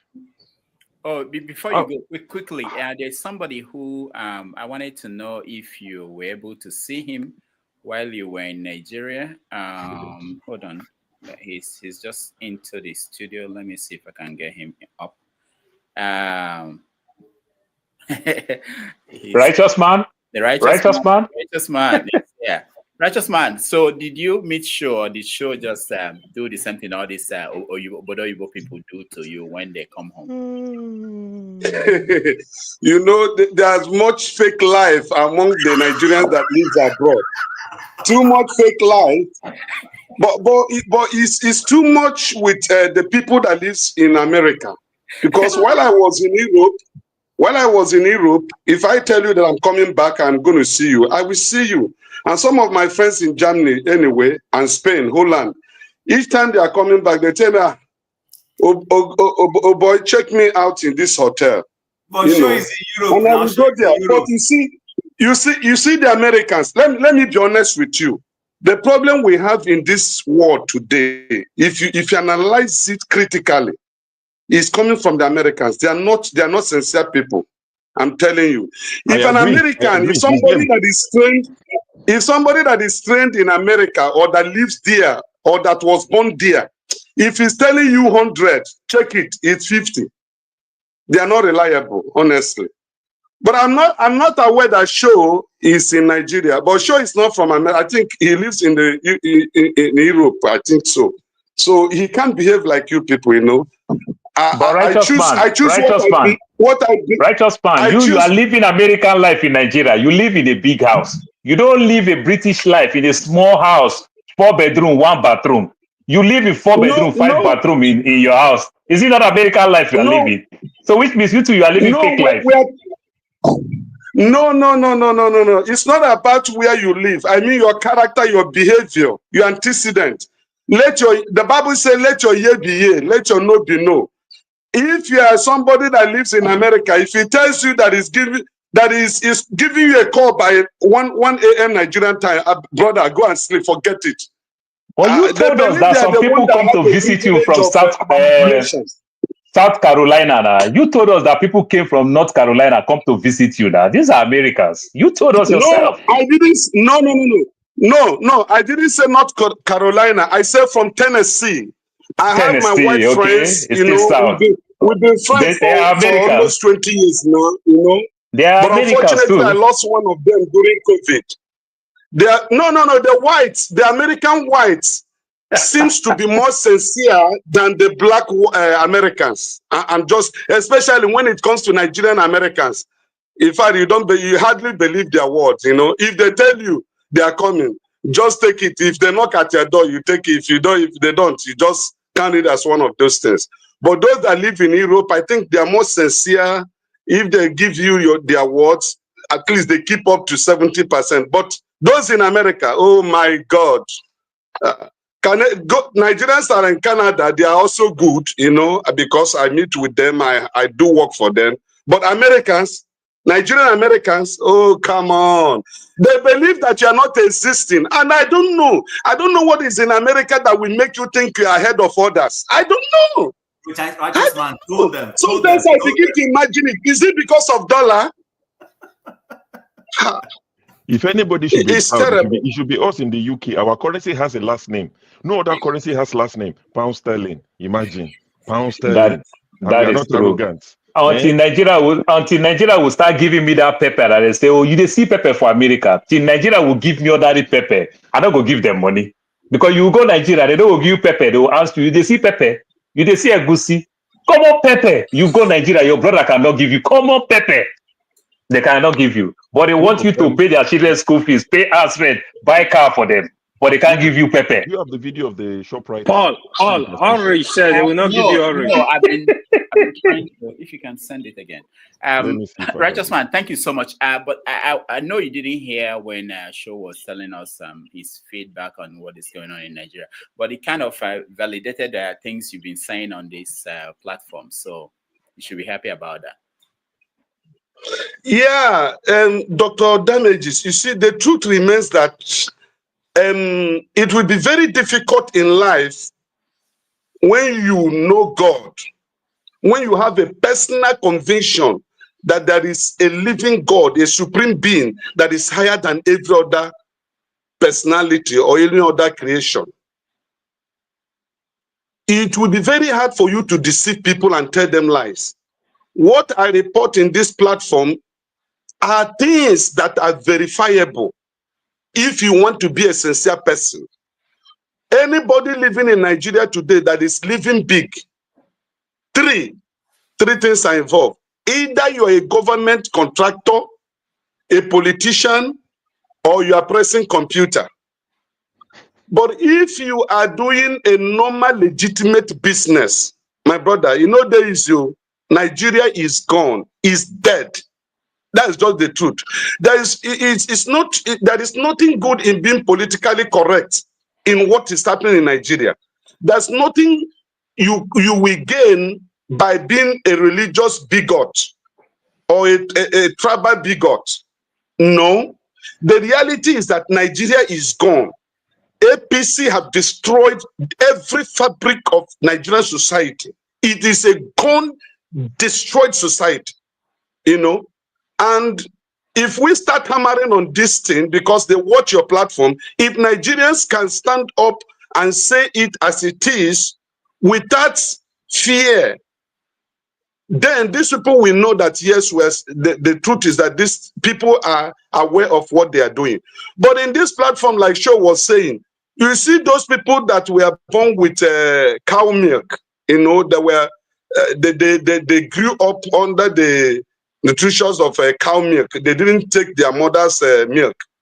They are the one that will come in this platform and say, righteous man, you are lying. Righteous man, you are doing this. Tell us about the price of tomato today. My brother, my father was a farmer, a successful farmer, both parents. So if I tell you anything about the farm crops and the courses, I am doing the right thing. It is only that some people use it in the comment section as a means of abusing me. But it doesn't touch me, it doesn't do anything. It doesn't remove anything from me. You know, I am who I am, and I will remain who I am. But I will continue to tell you the truth that Nigeria had been destroyed by APC. You are hearing decamping today from east to west, north and south. But I'm telling you in 2027, mark my word, because I have friends across board. Mark my word, they will deal with the Northerners will deal with APC. Go and mark it. It will be a surprise. Let every governor in Nigeria decamp to APC. The Nigerian people are going to vote at APC because Nigerian people have not decamped to APC. It's only the politicians, those rogues, those who have embezzled and stolen our money. They are the ones that have decamped to APC. How will somebody be held for embezzling 1.3 trillion naira? He was detained. All of a sudden, the same person now had freedom. And the next thing was to decamp with the state governor. And you think we are living in a right society that should be applauded? It's a shameful thing. In fact, if I'm a Nigerian living abroad, I would be ashamed to tell somebody that I'm a Nigerian. With what is happening here, they have destroyed democracy. All right, thank you, righteous man. Let me put up this video so that Show will explain to us, or not a video, a picture of what it is.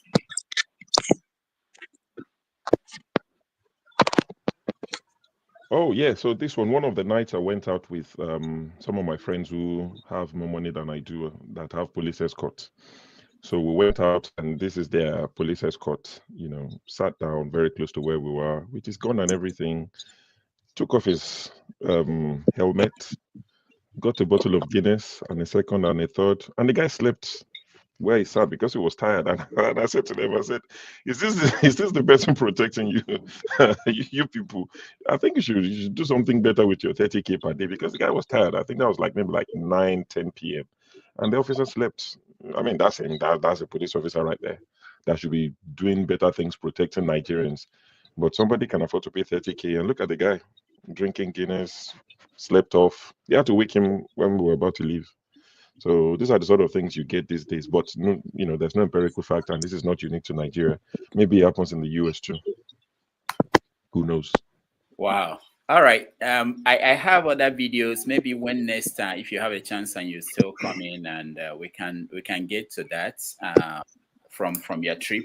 I have this video of the Right Aid that you talked about. Where there is it Right Aid? No, what is it called? ShopRite. This man has been away for It's too Right long. Aid Right here in Aid. America. ShopRite. Yeah.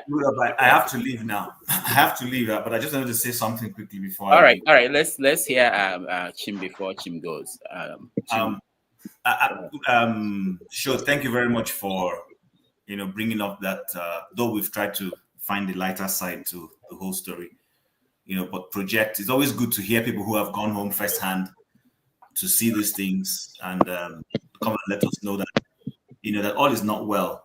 I still feel terrible when I see people who make it look like people, like Beju or Yemade, who banding unscientific data in trying to push his argument and all those kinds of things. Some of the people who are trying to keep Nigeria backward. I hope Nigerians will wake up, for those who are eligible to vote, and take their destiny in their hands and try to do the right thing. There's nowhere in the world that anybody is going to have state police or the city police attached to you to come and be protecting you the way we do in Nigeria. But again, I end with this. The typical Nigerian, especially those who come here, we know, I won't mention their names, to come and tell us everything is all well and good. These are people, the average Nigerian has I've arrived mentality. I better pass my neighbor, let me show off. You understand? So there used to be a time when, everybody goes abroad. You go abroad and come back. And that was the thing to show, you traveled and came back and all that thing, which is because you want to prove that you have the capacity to be able to go abroad and come back. Today now, the whole thing now has changed. It's our pastors, like the one I mentioned, trying to tell, literally like gaslight Nigerians for being honest about the situation in their country they don't like. And the man is saying that people who live abroad doing 10 jobs. And the question I asked is this: how many Americans have left America to go and pursue business opportunities in Nigeria, the way we Nigerians are running abroad and going to the UK? Because if Nigeria is working, I want to see an average American, see an average Chinese, just not people who are going to work as expatriates for companies from their country that have operations in Nigeria. I have never walked the streets of Nigeria and seen any American walking freely the way we walk. It doesn't exist. Perhaps one day we'll wake up from this, our solution. Nobody wants to see Nigeria fall. Forget about all the things we come here to say sometimes. I want Nigeria to progress.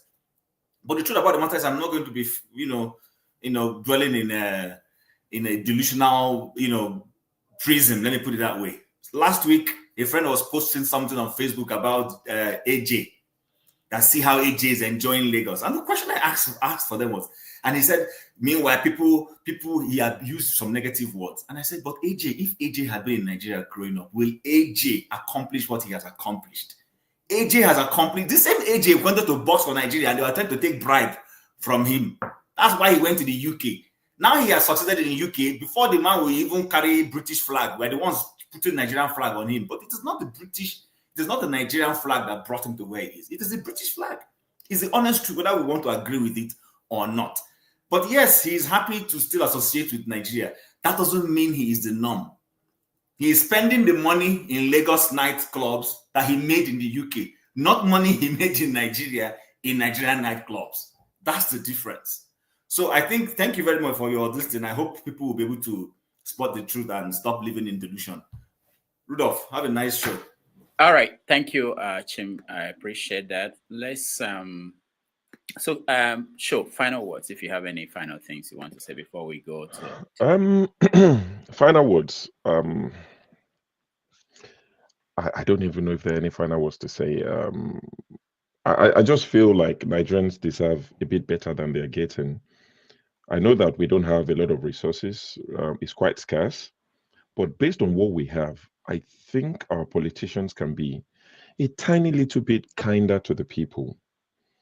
And if they don't, I know that people might not believe me, but honestly, based on what I saw, it almost feels like we're on the brink of when people would actually revolt, because there's only so much people can take. So if they are politicians, if they are their people, whoever is watching, just loosen the strings of the purse and let the people.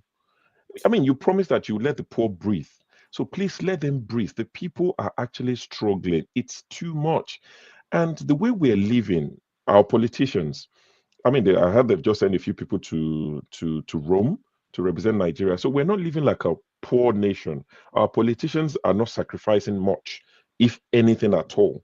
So please let this be balanced. I've been told that my view of Nigeria is not balanced, but don't let that bother you as much as our politicians not being balanced in the way that they're sharing the resources. That should annoy you more than my report. I'm just sure, who am I in the grand scheme of things? But our politicians who hold and sway, they have power. They're the ones should be annoyed that they are not being balanced in the way they're sharing our common wealth. So the things that should annoy us don't annoy us as much as the things that don't really matter. My opinion. How many people is watching now? 307. In 2 weeks' time, in a year's time, maybe 5,000 people will watch this. But when Akwa Ibom speaks, the whole of Nigeria would listen and they would hear it. So these are the things that should bother us. And us as citizens, we should stop letting the referee decision of El Clasico, or those of you that watch basketball, there's this corrupt referee. I've never seen such bad refereeing. Don't let that worry you as much as bad officiating when it comes to your lives. Stop calling somebody a master strategist when they're literally playing with your lives. Your lives are at stake. The lives of your children are at stake. So when you say master strategist, at what? Politicking. How about governance? So I'm imploring Nigerians at home and abroad. We would always be on different sides of the aisle. I'm not saying join me and I don't want to join you. But as much as you support your favorite person, when they are going, too far left or too right, it is your job to nudge them in the right direction to say, okay, as much as we support you, we don't think everything they do cannot be right now. So please, on a serious note, banter aside, whatever aside, they are your favorites, but when they are wrong, even if you don't want to criticize them, don't defend them when they are wrong and people are calling them out. I wish Nigeria well. All right. One more thing. This is for those who may want to see it. This is the video of the ShopRite that you mentioned, because some people are beginning to think that we don't have it. We actually have it.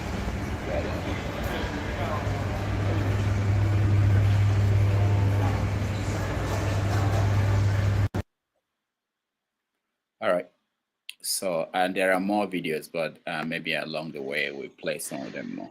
Thank you, Sho, for coming back with your reports. Thank you. You've earned your check as a crack reporter. Please, I'm waiting. Anyway, have a wonderful show. Oga Pansat, I salute. Can do. Good to see you. That's what I'm saying. We didn't get a chance to talk to you, Sho. I'm rushing in here so I could. What do you want to say? On one thing that you just said, actually, one of the last things you said, which is all right. Go for it. That you're admonishing people, recalcitrant people like, for example, Kolata in the comment section. We waste a lot of time with Kolata, and obviously he supports the station, and we appreciate that. But he's jingoistic and he's he goes the wrong way. The question I want to ask you about people like that, like you see at home, and you come back with your report and you say you're admonishing somebody like Kolata, don't support them because you love them, they could be wrong. In the case of people like Tinubu, for example, and other Nigerian politicians, do you find that they are wrong, or they know the right thing to do and they don't do the right thing? You understand? Okay. Do you find that the situation in Nigeria is a deliberate act by people like that? Somebody like Tinubu, it's not like he doesn't know. He's been here in the United States. He's been a governor. He's been a senator. He's traveled. He's been to France. So do you find that they are evil people who know the right thing to do and they don't do it, even if they're capable of doing it? So it's not a matter of trying to correct them. Somebody like Kolata knows that even up to Kolata, for example, he knows the right thing for a politician to do. You follow me? So once we make the call that somebody like Kolata is evil, right? He knows the right thing to do. The definition of evil is that there are three angles to it, and I'll end the question with that. You know the right thing to do, you fail to do the right thing, and then it hurts somebody else, and you have nothing to gain from it. That's pure evil, right? If you have a better definition, you could tell me. So could you clarify, like you go to Nigeria, you saw what you saw, and you're saying, don't just correct them, don't disagree with them when they're wrong and correct them. Are they wrong, or are they actually doing this on purpose back home? Thank you. Okay. So this question, if I was to answer it the way I want to, it would lead to a wider, discussion. But let me try and keep it simple. So people like Tinubu, if you listen to what I said when I referenced Pastor Poju Oyemade, and I referenced some of the guys in the comment section would, mention one of their names, they actually know the right thing to do. Because they're well-read, they're not stupid people. And I've said it time and time again, that a lot of people don't give Nigerian politicians enough, quote-unquote, credit for the evil that they do. It is on purpose. Nigeria is working exactly the way it is designed to work. It is designed to punish. It's like a machine that is designed to kill its citizens. It's like a killing machine. That's the way I see it. Call me alarmist, call me, exaggerating, call me whatever you want to call me. These people like Tinubu they know the right thing to do. You see our politicians, Orji's Okalu, there's a famous picture of him on a bus in London that he posted. He will never get on a bus in Nigeria. So they know the right thing to do, but they will not do it. If I want to simplify the reason why they don't do it, I know someone like Jide is itching to go into the geopolitics of it, and I agree completely. There are people pulling their strings, but there are certain things that they can do that the West will not even blink an eye to say, these are basic things that he can do.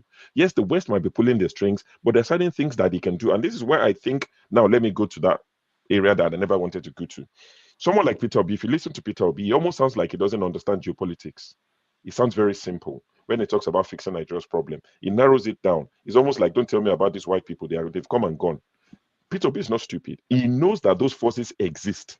But Peter Obi is saying there are certain things we can do to still improve the experience of our people, despite the external influence. So to answer your question, majority of our politicians know the right thing to do, but they would deliberately not do it because, like I said, in a simple way, it brings everybody to a level playing field, which they don't want.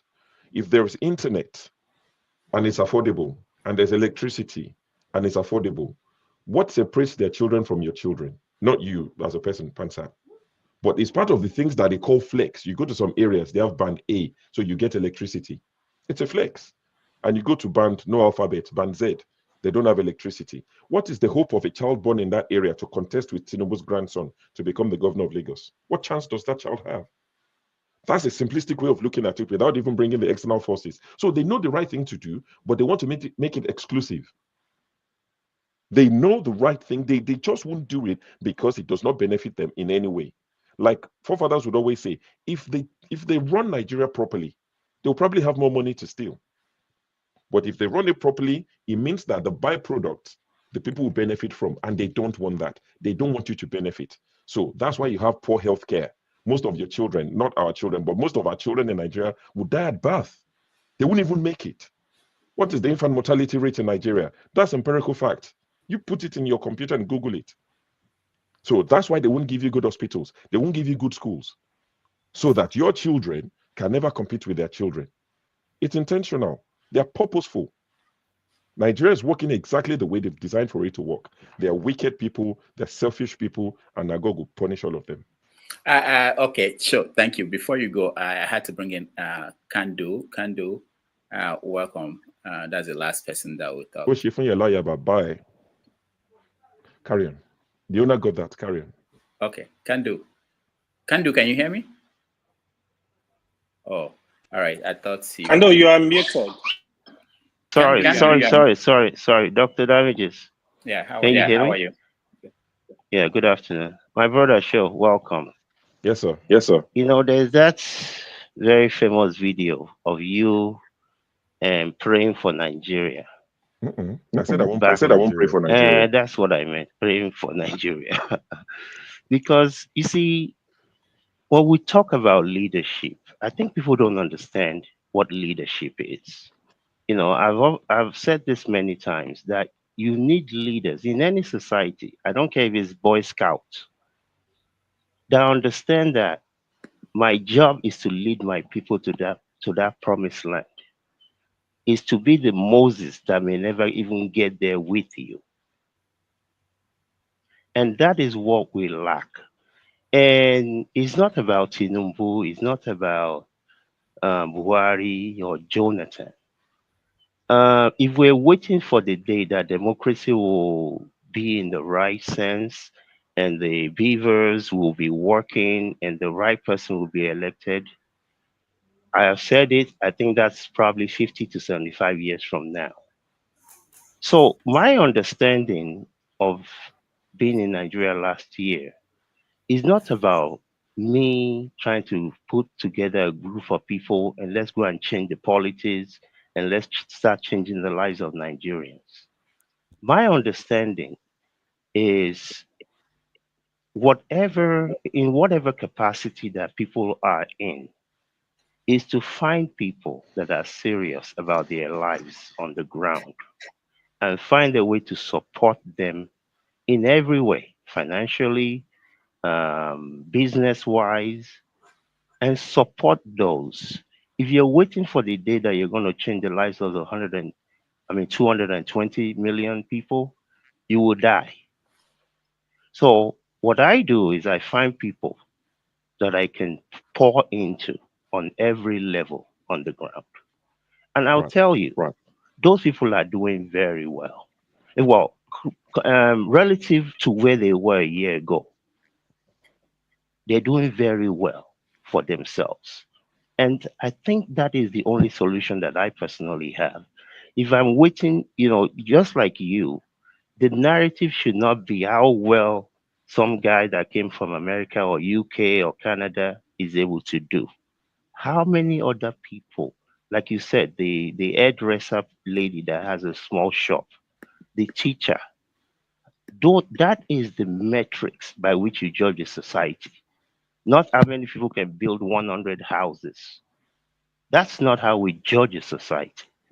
So if we all think that there's going to be a day where these people are going to know what they ought to know, or the things that they already know and fail to effect, it will not happen. It will be 75 years from now. So if you can find people, either people in your family that are going to be serious about wanting to change their own future, forget about Nigeria's future. I don't have that power. Pour into those people, explain to them, if you do A, B, C, D, in a year from now, your life will be better. You'll be in a position to send your children to school. You'll be in a position to at least maybe buy one chicken, not waiting for Christmas to buy chicken. Like I told some people this week, why do you have to wait for Easter to chop chicken? You make it as if chicken is some crazy thing. It's chicken.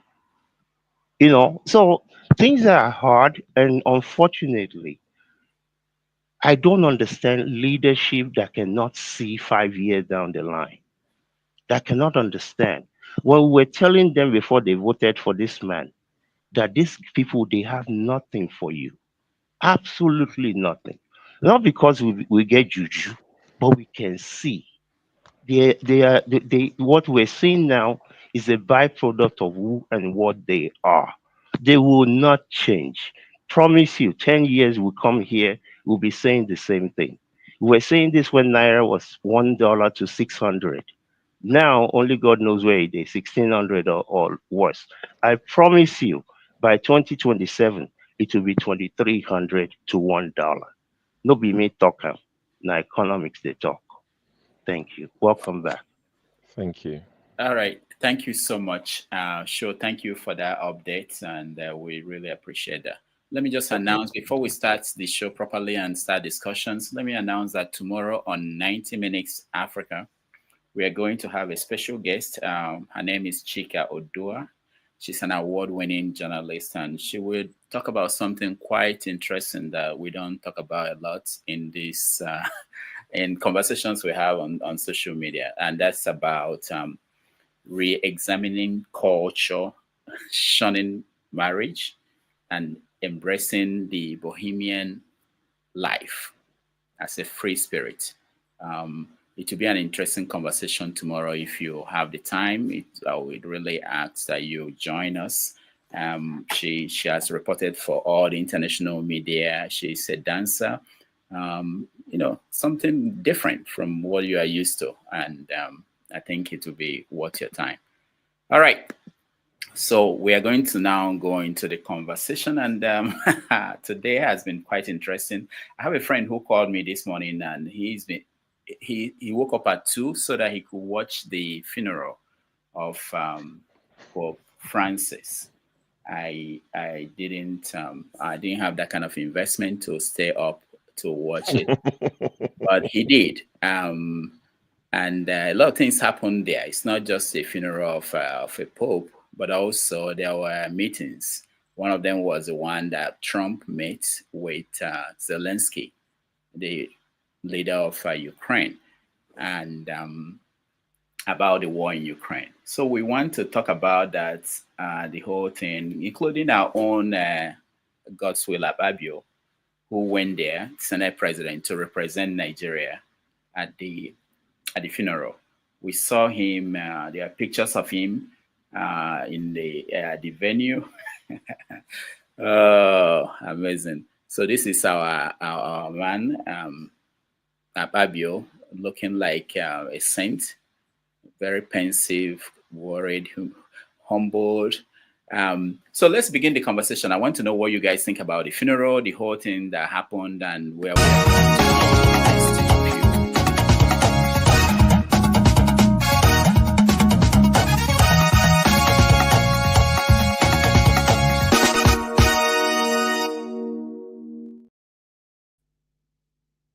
Let me start with you. I think KJ, I don't know if you are still in. People are moved around. Please, if you are moved out or in, we know you are there. We're actually paying a lot of money to have all options of keeping people backstage. Sometimes we want to rotate people so that we can get to you. Sometimes we forget, and if we forget you, just send a message. There are many moderators around, so they move around. It's not just me that is operating this. So, did you watch the Pope, the funeral, the goodbye ceremony? No, you didn't watch. You didn't care. Not a second of it. There are 1.4 billion Catholics in the world, and that's good now. You're not one of them. You're not one of them. I'm an Anglican. We are not friends. I'm Anglican, so we're the Protestants. But Prince William, is it William? Yeah, he was there. It's good now. He went to represent us. So once he's gone, all of us have gone. Now, what do you make of anyone? You can pick from any angle. There's so many stories there. The issue of Peter Obi going there, Akpabio, the possibility of a black pope, Trump putting politics into that. I don't know how they cleared the place for Trump and Zelensky to talk, and why they had to do it there. They couldn't go to a hotel. Anyway, pick any of the angles. Peter Obi, Peter Obi is everywhere. There's a network in the UK called EE. Used to be T-Mobile. They are now called EE. Everything, everywhere. Peter Obi is EE. He's everywhere. 1 minute is in Kaduna, the next minute is in Rome. Tomorrow we'll be in Washington. Like I was telling some people, I hope he doesn't burn out from all this traveling and all these things, and he doesn't get jaded. But that's Peter Obi for you. He has influence. He has connection everywhere, and I think he went with that Cardinal. I can't remember his name. Yeah, Rinze. Yeah, so it was good to see him there. With regard to Akpabio and the other people that they sent, I'm about the money. You see, some people classify us as the Jebu, the Peru people. It's about the money. How much is it costing us to send 5 people, or however many people they sent? How much is it costing Nigeria to send them to go there? Because they will go there, they still won't come back with any good virtues. They will still come back and be dealing with EFCC. How do you know? What if he comes back and does a big event, confesses that, I was touched by God? It's not going to happen. These people, they are too far gone. Look at their children here now. They are too far gone, detached from reality. It was just they had to go and show themselves. Especially Peter Obi went, how dare he go and we don't go? So they went there. You can't, outshine us. They've gone there. I don't know what Nigeria will benefit from this. It's good that we send a representative, but I just think sometimes just send somebody low level, send one minister like that woman, Mrs. Ojuku. Send her, let her go and represent us. What's Akwabi and everybody else going there to do? Stay at home if you have a job to do. But probably because when they are at the Senate, they don't even do much anyway. So they might as well go on vacation and spend our money. So, so what else? Who else went there? Trump. See, everybody for themselves. Trump's most important business is what he's dealing with while he's there. Politics has to happen. So Trump doesn't care if Trump would do. Trump. I don't want to start Trump conversation before Trump people come for me.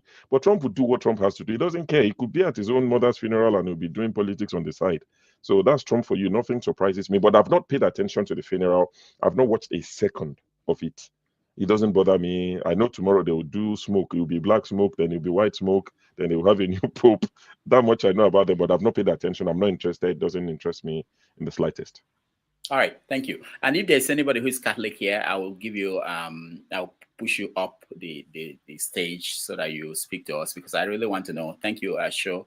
Let's, I want to know what it means for you to watch this. I'm not Catholic, but I'm interested in Kandu.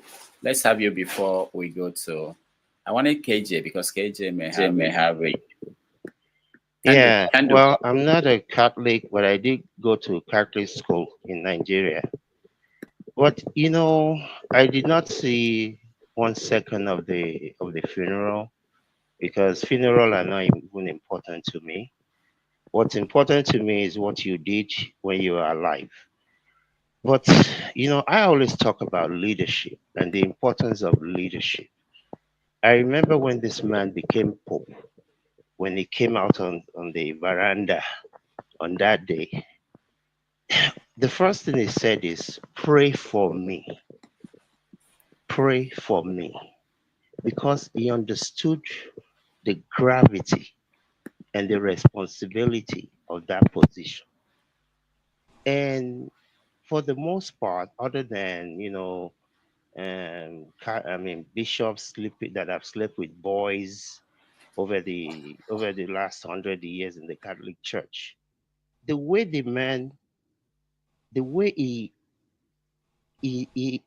he lived an exemplary life, true leadership. That's what leadership looks like. He wasn't sleeping in the mansion at the Vatican. The man slept in one room, just one room.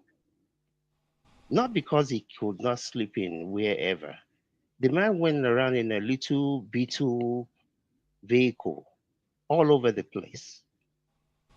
That's what leadership does. Not that you cannot do bigger things, but you want to lead by example. Because at the end of the day, you're going to die anyway. There was no golden casket, just metal, just plain wood casket. And this is why leadership is so important in any society. I really enjoy the man. I enjoy the way he spoke about the poor all over the world. I enjoyed the way he spoke about Gaza and all the things happening there. And that is, to me, what life is about. It's not about all this, whatever title that you have, but how do you live your life? How you live your life, how does it benefit society? And that's really what's important to me. Like I've told my family, if I die, you don't even need to have a ceremony. Just put the thing inside the box and dig a hole somewhere and forget it. It's because it's sand is sand to sand. You just turn into whatever at the end of the day. So me, I don't really care about those type of things. But a great leader, truly a great leader that led by example. And that is how I think we should all strive. Nobody's going to be perfect. It's not about perfection. But that's how we should strive to let our life be as an example to others in the way that we conduct ourselves. Thank you. All right. Thank you. AY, there's something that Dr. Alexander Gomez wrote, which is that there they don't make them like that anymore. By all indications, the Catholic Church is poised. The Cardinals, they are most likely going to go back to a conservative Pope because a lot of people were not happy about how the direction he moved the church. Let me hear from you, AY. Hey, yeah, ordinarily. Well, I want to just add to what Kandu said, to be honest. What I admire about this Pope, apart from being a Christian leader, I think he's a humanist. Like, I really love how he spoke up against injustice going on around the world. The issue going on in he supported Ukraine all through, telling he was not scared of anybody anyway. So I think telling Putin to stop killing people in Ukraine. When the Gaza war started, he did the same. Even a day before he died, he was telling Netanyahu that what you are doing is just a war crime. Like, this is too much. You need to stop. Even the poor people around the world. To be honest, I mean, just like what Kandu said, it speaks volume. I have said this, right? No matter the God you think you worship, no matter the religion you belong to, if you don't believe in humanity, to be honest, I think it's just waste of time. You cannot be serving God and hate your fellow human being, irrespective. I don't. It shows you don't have humanity in you. You are full of hate. You are full of injustice. I think we need to do better as people. I think he is a great example to the world, in all honesty. So he was a peaceful and great man. Thank you. All right. Thank you so much, AY. KJ. Thank you so much. Dr. Damages, if say I still get verse for my mind and for verse today, because I don't know. I've been here since waiting for the program and somebody texts me out. I don't know what's reason. Anyway. I'm sorry, I don't know what No, it's okay. I know the fifth verse, so there's no how I can, I just take it. Now, most people don't understand or don't know or may know that the Vatican is a state of its own. It's a smallest state in the world. So the Pope himself, apart from being the leader of the Catholic Church, is also the head of state of the Vatican. So based on that, he occupies two positions, both of a moral of a country leader and then of the Catholic Church. Yes, just like you said, and I want to respond to Alexander Gomez. The Pope, they don't make them that way, and not because the other ones have not been humanists, they have not been people-driven popes, but because he went to a way that the church itself and the Bible, which we all profess, did not envisage that a top number one priest of the world will go in that direction. And when we say that, some people begin to misconstrue it. We are not saying that being a Christian means that you will hate people who are not in that religion or people who practice contrary to what the Bible preaches, but don't seem to support the what they are doing. You can love them, but don't accept what they are doing and don't make it become a norm for what you used to preach. So that was exactly where people started separating, even especially the African version of the Catholic Church. So, but having said that, he was someone who had tried to, bring some form of reconciliation between the religions and trying to even start the one world religion, which if you are a Christian, you know that is a no-go area, where you have, all the religion of the world worshiping in one place and all that. It's not going to happen because it's not supposed to be so. We all profess different things. We may be worshiping God, but we profess different things. Having said that also, if you have watched closely the burial, which I did, you will notice several things that you find difficult. In fact, throughout 2 days now, I've been running around the internet trying to do, upgrade my understanding of, what I've seen. Some of the things I've seen, some of the images are totally, out of this world. Something that you don't think, that you're ever going to see. Well, give us an example, because some of us didn't watch. Okay. For instance, the procedure bringing together everything, the images of certain, I don't want to call them names, so those people who are Christian, Catholics won't come for me. But there are certain symbols that are hanging up in those places, in some part of those cathedral, that exactly that, like the Baphomet, the Baphomet symbols and all that. That those things are not supposed to be there. Why? Why? Because it's not a symbol of Christianity. It's not. Okay. Now, secondly, the process of the canalization. Somebody said he was buried in a simple coffin. That may be true because he didn't follow the ordinance of the rest of them. They were all buried in the St. Peter's, but he was taken to the Church of the Virgin Mary, where he was going to be led permanently. But he still went through the same process. 3 different coffins. The first one, the second one, and the lead.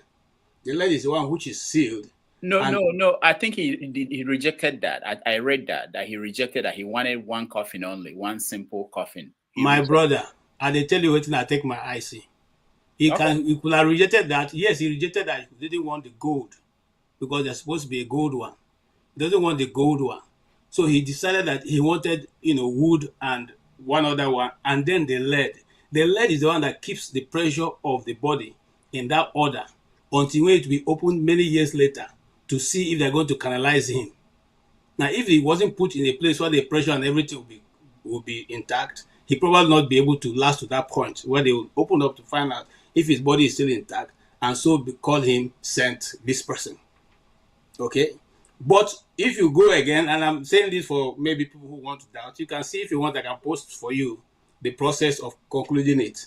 So you see. And after that, it's sealed by 3 different bishops, 3 bishop cardinals, okay, with 3 different, so some of those things, as a theater artist, I see them as just, aesthetics that don't really mean anything in the kingdom of God, because once a person is gone, judgment comes after that. You don't have to go through that process, So, but if, for instance, I also feel that part of what he did that a bit brought conflict between the churches. He also making some political statements which didn't go down well with certain people. I know that, like I said, he's also a head of state and a leader of the Catholic Church. Now, if you are one of those people like us who were members of the Catholic and eventually decided to move, you find out that when you look at the Vatican is a see. Okay, that means that they own part of the wealth of this world. Okay, and then if the Vatican is a see and one of the richest entities on earth, are they doing very much? Are they doing all they can for the suffering? So when somebody said that he was living a very, very modest life, what about the millions of Catholics all around the world? Are they also able to benefit from that see? I'll leave my question there. Thank you so much. All right. Thank you, KJ. Pansat, welcome. You look like you are Catholic. I don't know. I'm just assuming. Thank you very much, Rudolph. It's good to see you and everybody. I had told forefathers that whenever I'm here, I want to be big up here. You leave Man of Prestige and Paul, those people on the smaller screen. You have me up here. I'm not here that long. But anyway, KJ, today is not a day to pick a fight like that, but I'm glad that you did reckon that the Pope is also the sovereign of the Vatican City. That Pope has a lot of force. He's also the first Jesuit Pope. That means that the Society of Jesus, which is another inner order in the Catholic religion, also nominated him to lead that organization. Is obviously from Argentina. He's the first non-European to be a pope, and so many other firsts that I cannot recall right off the bat. So may his soul rest in peace. He tried. Nobody has all the virtues. The Catholic Church is an ancient institution. they do have their knacks. Some of them you hinted at. We cannot solve all that today. Today is a day to pay respects to the Pontiff, right? So I sympathize, and I'm one with Catholics. I'm not a Catholic.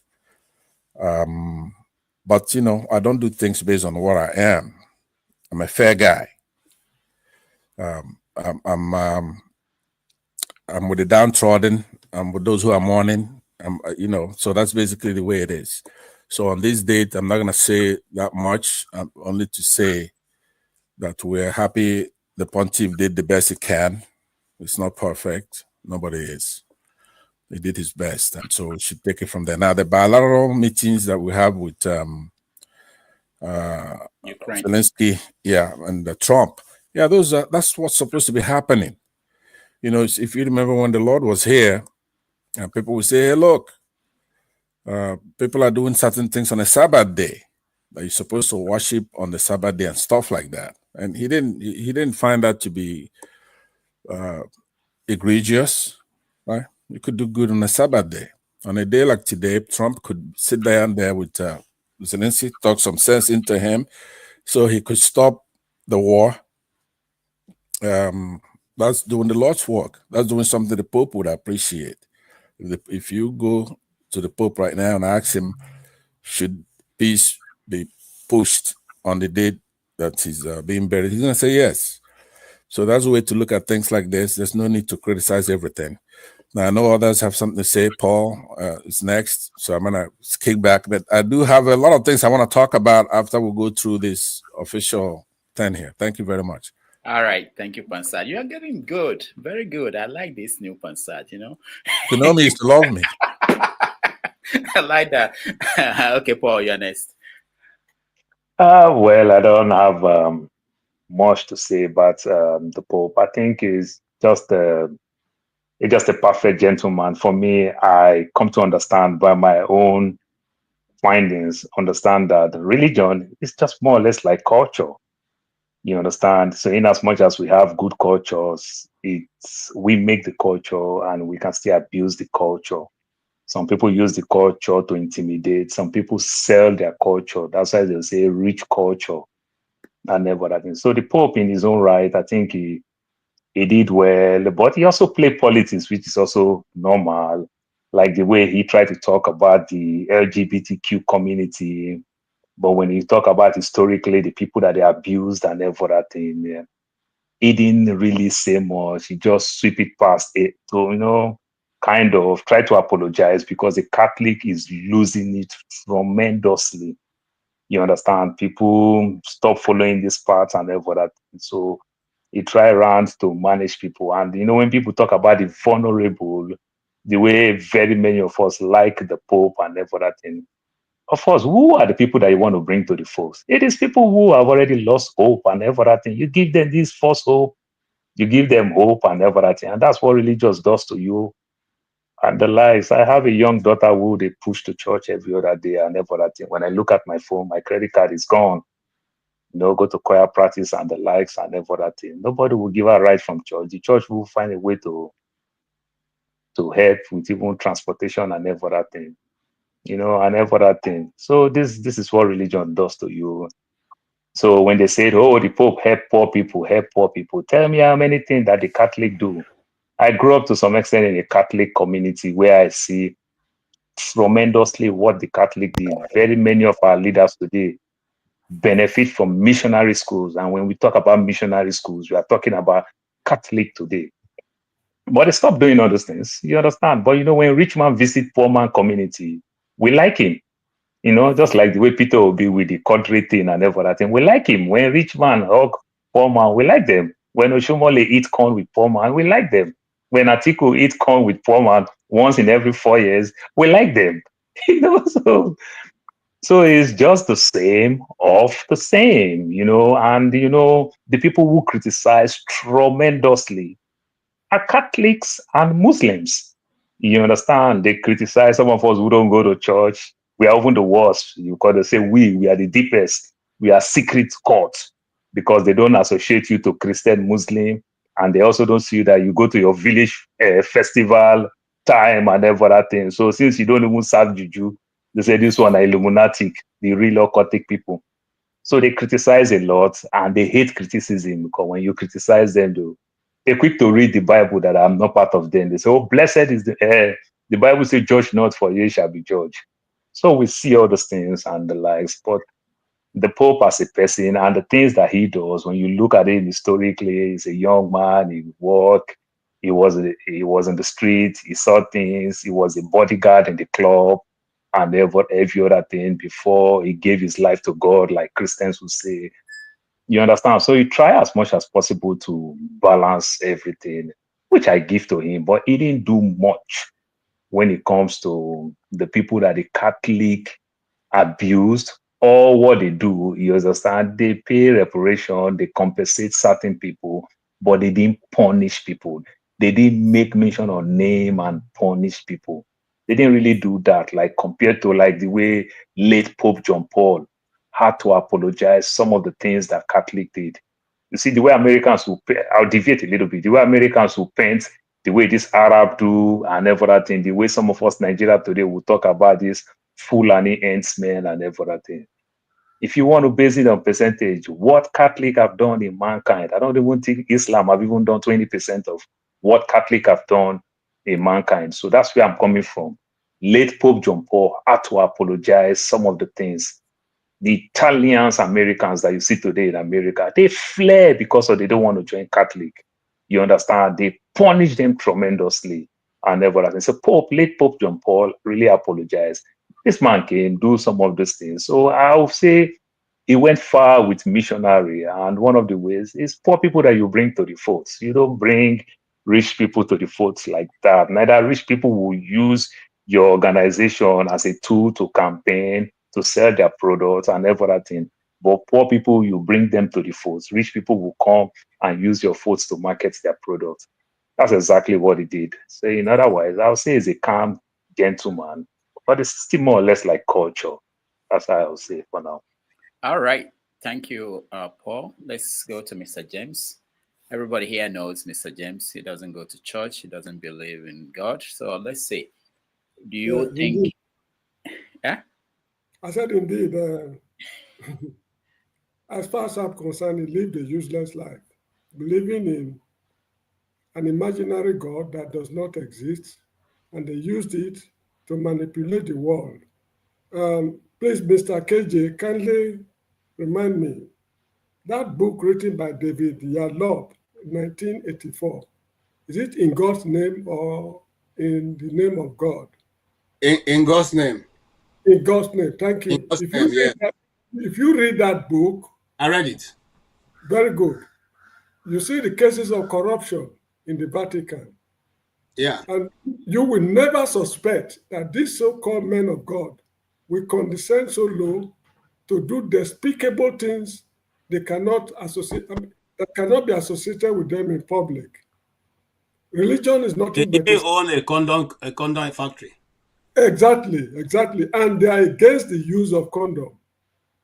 Catholic Church is against the use of condom. They are investing in the production of condom. They were involved in political deals and unimaginable things. So look, people should open their eyes. I remember when I was, I think, in the primary school, I was in primary 6 or thereabout, I read a book which I could not understand very well. The book was written by the Jehovah's Witnesses. The title is, What Has Religion Done for Mankind? Religion has caused more calamities to man than any other institution you can think of in the history of man. The death of this man means nothing to me because what they show us in public and what they do behind the scene are two sharply contrasting things which we cannot even imagine. So, is it good riddance of what? I don't know how to say it in English. Mr. James, hold on, Mr. James. What if at the end of the this process we have a black pope? Would that change your position? No, at all. You know why? At the United Nations, when Kofi Annan was made Secretary General, we all went wild with joy. What has never, what can never happen in the history of man has happened. What did we gain from it? When Obama was made president of the United States, the Kenyans almost died of joy that we have distinguished ourselves. What did we gain from it? So, look, it's just a question of, I see it as a form of a colonial mentality. To me, the death of Oba Iredawa of Benin is far more important to me. Although I'm not a Benin man, but the death of that man is far more important to me than the death of any bloody pope anywhere. What have they done for us? You said they brought education. Let me even add a bit. You know the purpose of Western, the white man's presence in Africa is what has reduced you and me to the level we are in today. If the white man had not come, we would have developed along our own line. They brought religion and all this, trash just to pull us down, and it's pitiful indeed that the black man... Thank you so much, and I'll talk more about it.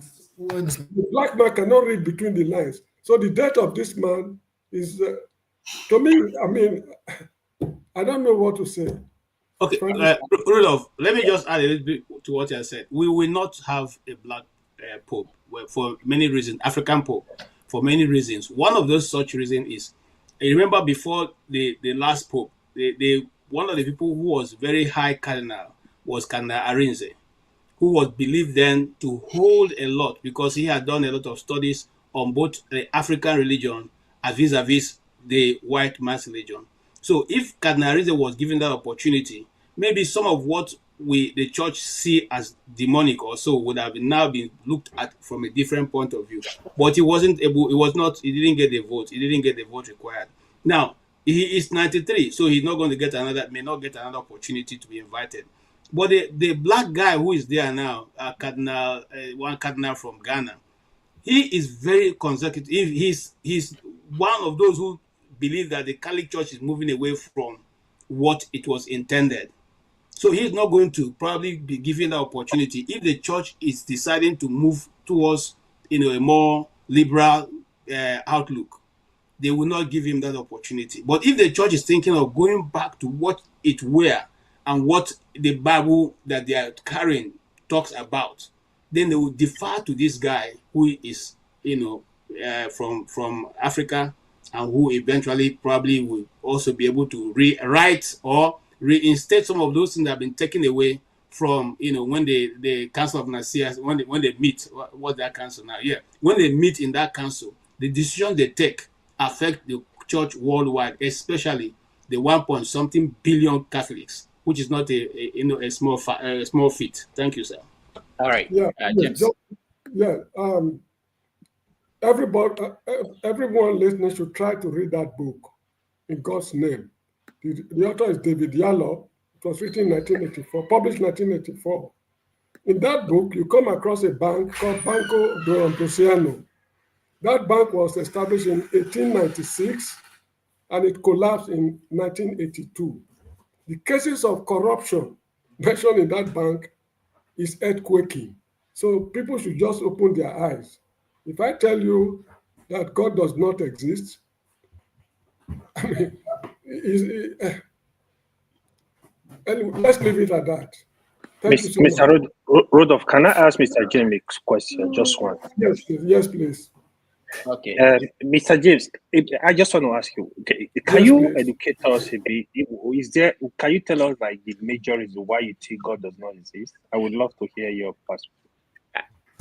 I know this is an interesting conversation, but it's going to move us away from... Yes, it will be protracted. And it will move us away. We'll invite James. James, what of this? Why don't we invite you one day and then you add and tell us what you think? Okay. What month are we now? We're now in the month of April.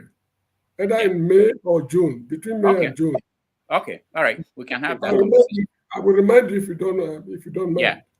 All right. Thank you so much. Okay. Man of prestige. Welcome. Greeting again, everybody. Please, gentlemen. From where KJ stopped. I think as a historian, the Catholic historian that came was two or 3 days ago, and he stated that a black man will never be a pope, not anytime soon. He was on TV and make that statement. So, your man as well does that done. I don't see any time that a black man will be a president. I mean, will be a pope. Well, having said that, I didn't watch the procession. I used to be a Catholic, but it's been a long time. So now I've been a Baptist for a very, very long time. So having said that, the Pope, I think from my own understanding, he was a Pope for over a decade or something like that. He was the first. He was the first person from Latin America, from South America to ever ascend to that throne. Over a decade. So the man was a very transformative, person when it comes to Catholic Church, because he did a lot of things. Some of them were very controversial. And one of them, that you can see is about the LGBT. We welcome them to be an inclusion to what we do. Even the climate change, he was an advocate of climate change. And there's another one that was very controversial that he advocated for. I think you can't receive a Holy Communion if you been married and divorced. That he allowed, he said they should be included. So he did a lot of transformative things. Some of them, like I said, it was very controversial. He even made a copy, he even dived into politics. When he was referring to Trump, he said, we need to build bridge, not war. He said, because if we are building war, you are not a Christian. So yeah, I don't have that much to say about, like I said, I didn't watch the procession, but in other words, he was very controversial. Even the climate change, he was an advocate of climate change. So a lot of things that he did compared to other ones. So may he still rest in peace. So he was there for over a decade. So, Man of Presi, can you tell us quickly why you left the Catholic Church?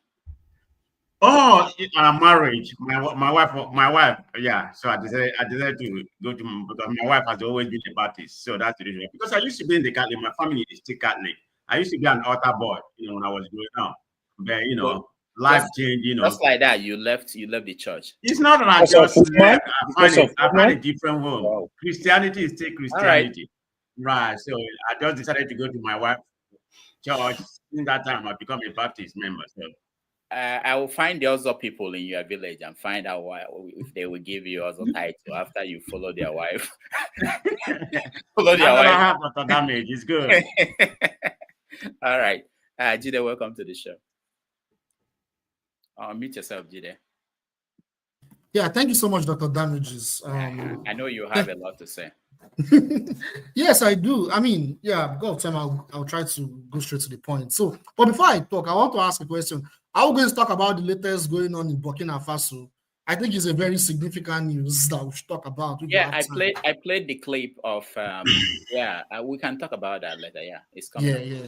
Okay, thank you. Okay, thank you. So yeah, first of all, we need to understand as African people, what does the Roman Catholic Church, what role does it play historically and currently in our lives? What we need to understand about the Roman Catholic Church is it is a vestige and a conduit of Western imperialism. If you go into the historical context of Roman Catholic Church, even the Roman Catholic Church itself, even its origin, it was a syncretism of European symbols, European ideologies, European culture, European pagan religion, plus Orthodox Christianity at that time.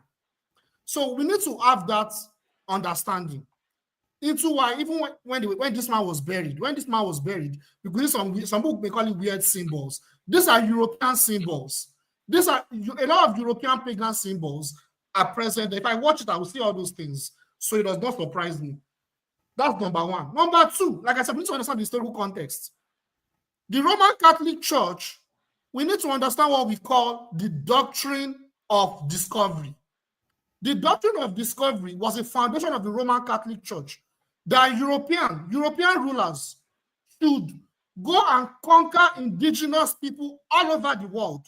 They should recognize lands that are not European, and they should go and steal the lands of indigenous people. That is still going on up till today, but it's in a different form. That's number two. Number three, the idea of black people. That's why I don't understand why our enemies, we so much embrace our enemies. It's kind of abnormal, but it is what it is. But the point I want to make is that the idea of African people being slaves to European was by a bishop was a Roman Catholic bishop. His name is called Bartholomew de las Casas. That man was the one that brought up the idea that we African people should be enslaved. So we need to understand, talking about this backdrop, we need to understand we as Nigerians, not just Africans, not as Nigerians, the role of the Roman Catholic Church in our lives. If you look at colonialism, what the Roman Catholic Church came after they conquered a lot of African kingdoms.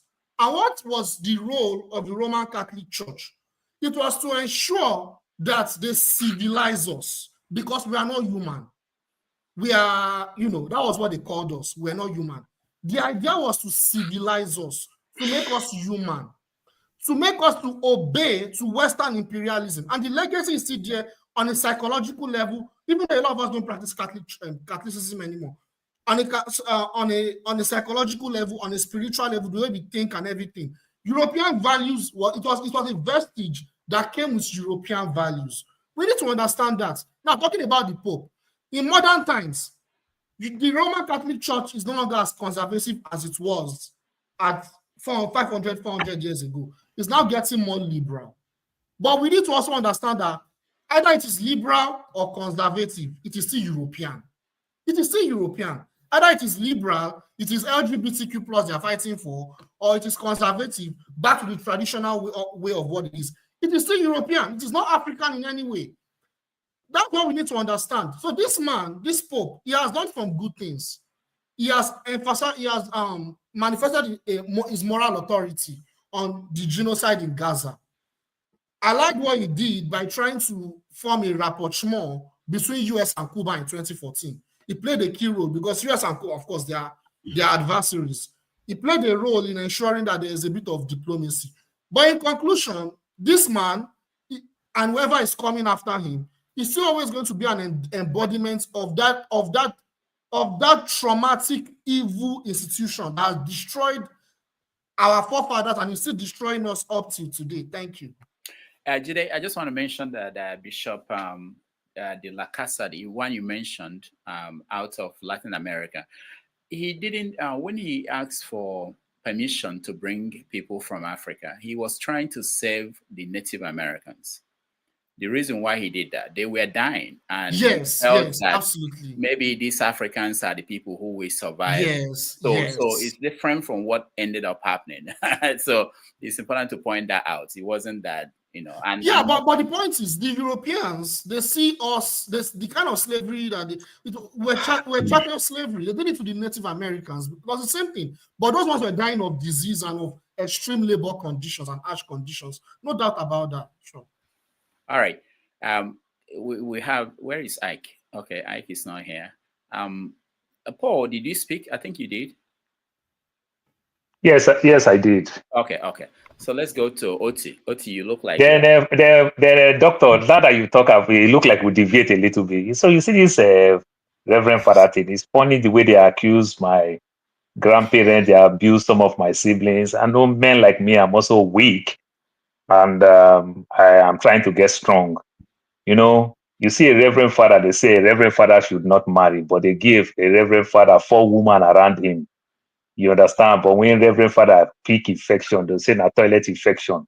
Those funny things and everything. But we, the Muslims, also take 4 like that. The Reverend Father take, but in a systematic way. And it's just okay. You understand? But when some of us do it, the same church people will criticize us. The same Islam will find a way of criticizing us. But they do the same thing. Is it not funny? That's my take. All right. Thank you. Oti. Yeah, hello. How are you? It's been a while. Good evening, everyone. I'm fine. Yes. This discussion is the challenge is really you wouldn't know where to start, because people say all sorts of things, James, KJ, Jide here. Right, okay. I'm a Catholic, right? And I watched... Thank God we finally got one. No, the one that is still practicing, because the rest they gave up. Well, yeah, I am a practicing Catholic. I mean, if that means going to church on a Sunday, but I've been I wouldn't say I'm such a a devoted human being. But I believe, look, you see, we have standards, okay? The doctrines. At least even if you can't live up to the standard, that is no reason for you to start, criticizing, the standard. So, as I said, people have said all sorts of things. It does baffle me that some of us will come here, well, not only on this platform, people say things that they hardly understand. They lack the humility to say, look, I cannot comment on something I don't understand. James says he doesn't believe in God. Okay, that's fine. But maybe someday he should have the opportunity to explain to us what he believes in, now, white man's religion, that's something surprisingly KJ somehow alluded to. And I ask myself, KJ, if Christianity is a white man's religion, so which one is African religion? Now, because KJ, I understand, is a Christian. Okay, but he's a kind of, used to be a Catholic, it's no longer. That's fine. But again, for our Protestant brethren, people like KJ or other people who are not Catholics or who used to be Catholic, we talk about the Bible, refer to the Bible. Scripture does not say this. Scripture says this. They forget. They don't ask the question, what is the genesis of this scripture, the Bible we're talking about? I mean, the Bible is not something that God somehow threw down from heaven, So that's aside. Now, Jide, I don't know, this is a doctrine of discovery. I mean, as I said, people say all sorts of things. You don't know where to start, from. So this doctrine, so what does it mean, and who propagated this doctrine? Yes, can you perhaps maybe we have time to explain, elaborate? But that is Catholic Church that somehow inspired the colonizers. Okay. The way I understand this is this, when it comes to colonialism, you have to understand that in Europe, they've had a division between the church and the state. It's not something, I think, maybe something in the Enlightenment period. That's something that, that made that shift. No. This was even done. I'm going somewhere else.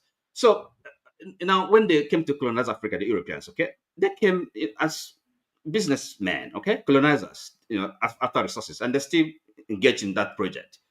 But Christianity as a missionary project, I think we should be able to kind of keep that apart, understand for what it is. Missionaries, all right? Even our own people in the present day are missionaries. So we have Africans, and then in Europe and America as missionaries. All right. So they're not coming here to maybe colonize Europeans or maybe take away their resources. So now the question: what has the Catholic Church ever done for us? Quite a lot. Okay. Charity work, education, health, and all these things. The church is an organization, is the ecclesia, the church, and in every human enterprise, there's politics, and that we have. Nobody says that a priest of God or a pastor is without sin. They cannot sin. They're still human beings. So, and those of us that are, when so we have to, they're human beings, right? So we have to. They have an office, and of course, they should live up to. They should try their best as human beings to, live by example, follow Christ.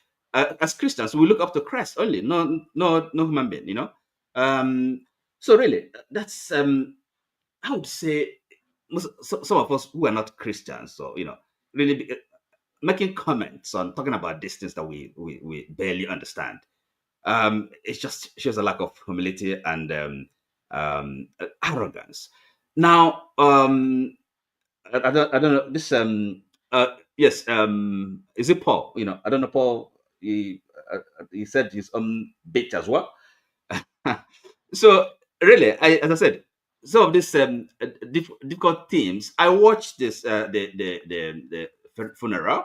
It was very moving, and for it's a ritual, right? Okay, ritual is important in life, so it's not everything is not. You don't have to kind of bring identity politics into it. Whether an African is going to be a pope. I don't think that is it's not a consideration that really goes into it. It's not anybody can be a pope. Okay, it's not whether it's going to be an American or an African or an Asian or not that. So it's much more than that. What is the crucial thing is much more than where the pope comes from. You see, so this is as I said, there's politics in everything. There's politics in the church, but is a big responsibility. Whoever is Oti, let me help you. Let me help you narrow it down. So some of the issues facing the Catholic Church today are issues of the role of women. It's not just in the West, all over the world. The women are demanding that the church is so restrictive in terms of the role they could play. There's another issue, which is the idea of finding enough people to be priests. You can see in the Western society, in the Western world, men are not joining the priesthood. They are now importing priests from Africa and other parts of the world to come here and help them out. So the question is, are they going to marry men to be? This is real serious. Let me respond to that. So go ahead. About women. No. Women cannot be priests. No, because this is it's not everything is not politics. Okay, and it's just by nature of it, but by virtue of what as a priest is supposed to be an outer Christus. In other words, somebody representing Christ. Christ was a man, okay? Unless we don't believe there's a difference, we have men and women. So in terms of again, the celibacy, remember that celibacy is not a commandment. It's a discipline. So it's not that the church at some point may decide if that would help.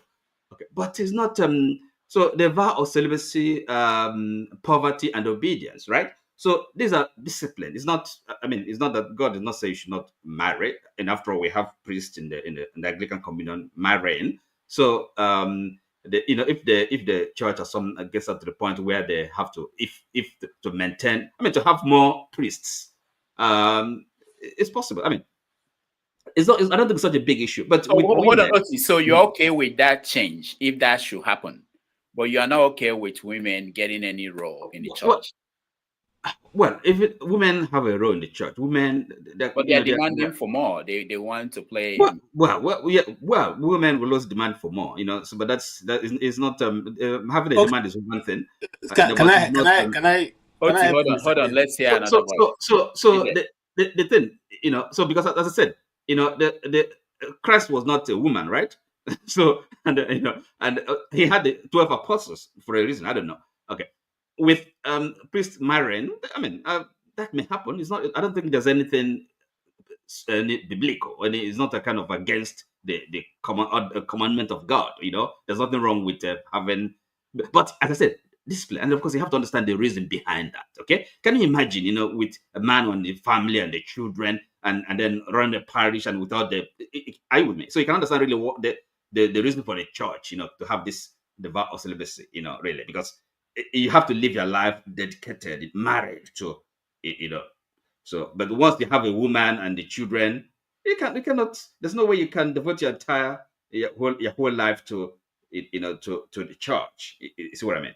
All right. Thank you. KJ, you wanted to say something?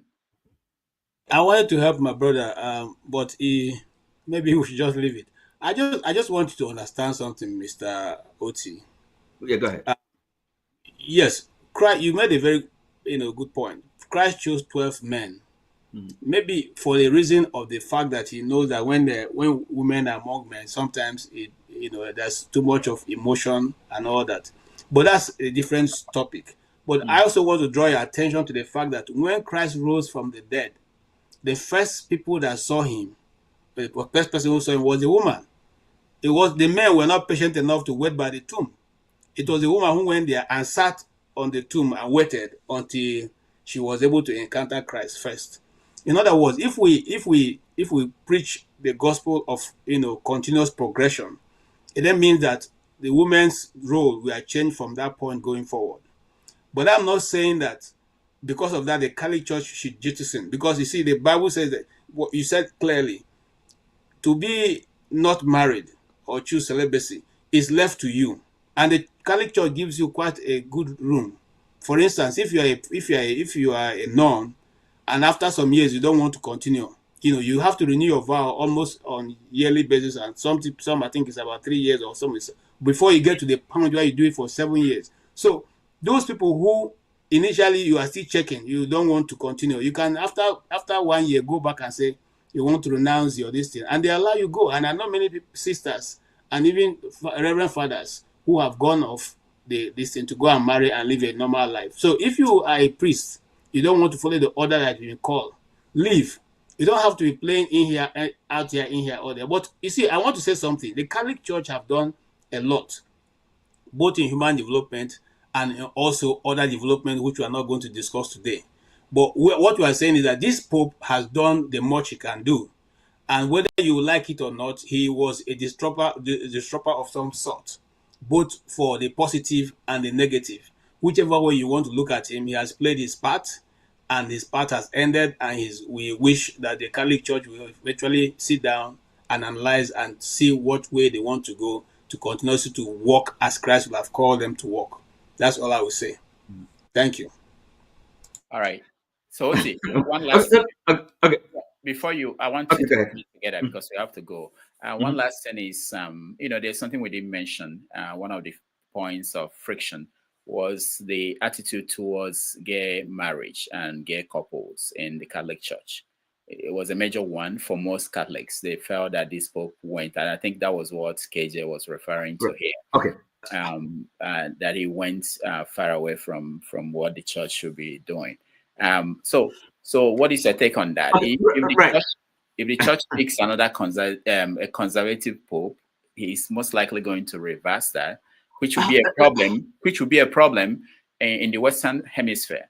But if the church, if they continue on the path of a progressive Pope, it will be in a different direction, which may lead to the churches in Africa and Latin America breaking away from the main Catholic Church. What do you think about that? Now, the thing is this, okay. First of all, the Pope, I think because of his personality, maybe the way he's off the cuff and speaking and all that, So there was some kind of confusion, okay, in some quarters. So because even the Pope, people criticize him, both within and outside the church. No, but with this again, really, we can make this whole thing simpler. Remember, sex, okay? Any sex outside marriage is a sin. So it doesn't really matter whether it is between a man and a woman, a man and a man, and whatever, man and women, and So, and the same thing applies to homosexual relationship. It's biblical. For those of us that always refer to the Bible, that one is clear there. I don't think so. Sex in the Christian teaching, right, is supposed to be within the conjugal, okay, relationship bond. So homosexuality, I think the church recognizes that it can be a tendency, a disposition, right? But then the fact that you have a tendency doesn't mean that you have to. Okay, so in other words, a man can, or even two men can be friends, but they shouldn't be sleeping together. They shouldn't be having sex together, right? Because as I said, sex, as far as the church is concerned, is something that should happen between a married man and a woman. So I think it's quite simple and plain that way. But you see, with this Pope, maybe people felt, kind of, lack of clarity in the doctrine, or it's just because his theme, his emphasis, this mercy and compassion that the church is kind of is a field hospital, so should be welcoming people. So it kind of creates kind of maybe like confusion. That's where his emphasis, his ministry. But church teaching does not really, change with every Pope, So that is how it is. Thank you, Oti. Let's go to the final person, a former Catholic also. I don't know whether he went back. He's current. He's not former. He's practicing. Can you still back with the Catholic? He's practicing. My Catholic affiliation, right? Hey, Dr. Damages, I have not said anything about the issue of Oh, I didn't know. Sorry, I'll bring you up next. I'm a confused. Officially, I'm a confused Catholic.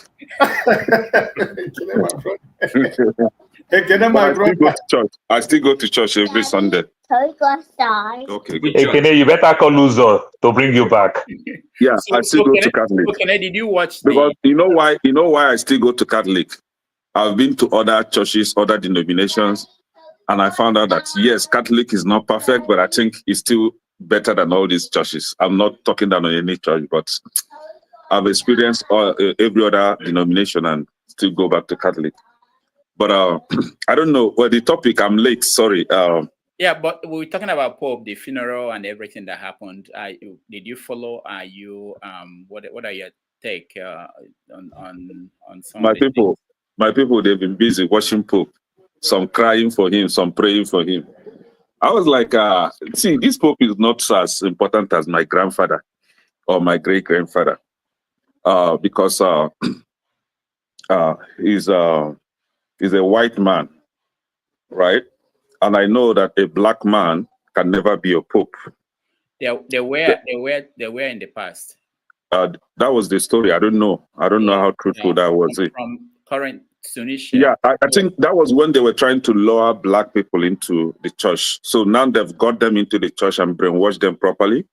They will never smell that position again.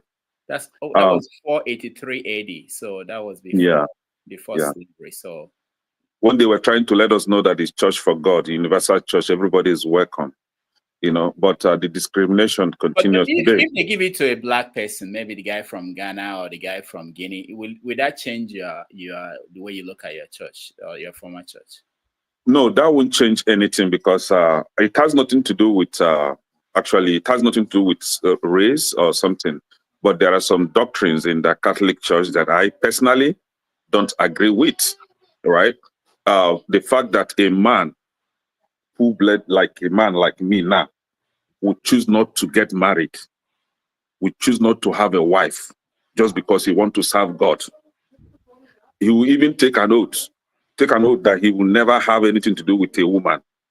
But behind closed doors, a lot of them are married. I know two that are married with children, training their children in school. In America, they will hide their wife somewhere. Hold on. And they will be deceiving people on the other side. In America or in Nigeria? In Nigeria. Okay. I don't know much about the American one because I haven't really gone into their activities, their business. But the ones in Nigeria that have been into their business, I was even telling somebody that, see, I think I have to disgrace this man. He has a wife, one big woman, and he has children. And then on Sunday, he traveled from one local government to the other. His wife is in a different local government. And while he's in a different local government, he has children, training them in school. And he's a priest, a Catholic priest. And the one in America, those from Nigeria that came to America, I know one that is pursuing one married woman up and down. And she kept reporting that this is the shameless man that calls himself. Are you talking about Augustine in Florida? No. I don't know Augustine, but they will know themselves. They know themselves, But the truth is, this is one of the doctrines in Catholic that I don't really like. A man should have a wife. Simple. Stop deceiving yourself, because what is celibacy? Who among the Reverend Fathers today, Catholic Reverend Father, will raise his hand and say that he's a virgin? None. No virgin there. None. No single one. And some will prefer to be, doing it with their fellow man. Why are you deceiving yourself? Just be upfront. Have a wife. There's no problem. Like the Anglican reverends do their own. There's no problem with that, But when it comes to the church, the way they worship God, the way they reverence God, I think I like that better than those that speak one language that I don't understand. They call it speaking in tongues. Those things that I don't know who they are trying to communicate to. But I think we all worship the same. I don't know if it's the same God, because some say that Catholics are not really Christians. Some say that Jehovah's Witnesses are not Christians, that they are the only Christians. But we all have one universal Satan. Our Satan is universal, but we have different gods. And he's black. And he's black, actually, you see. So the Satan is the black man, and we hardly have one Satan. While God and his deputy, I don't know, they say 3 God in one, Abi. God, we have another God in one. So they are all white people, and the angels are all white people with wings, you know, while the devil are black people with tail. Do you understand? So Okay, thank you. Mass is over. Ike, you are the final person on this topic. Ike, go ahead. Yeah, I think I just want to win the American listening system and do not put just a want to single say penny down in the process. Guys, if you live anywhere in the area right now, this noise is coming from somewhere. Yeah, if you please go ahead, Ike.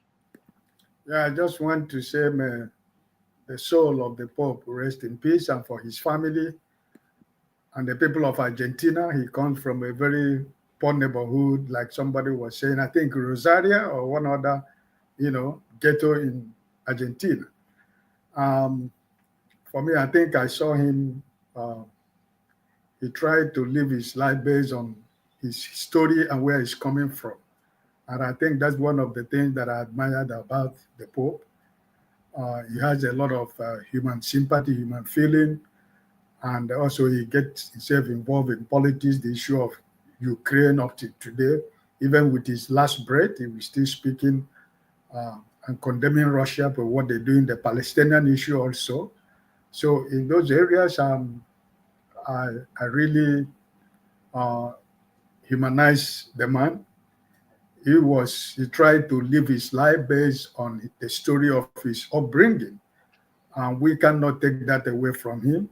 The other things that the politics of the churches is something else that is, I don't want to get myself into it, but as I was born in a Catholic family, most of us who are Igbos, I think majority of us were born in a Catholic family.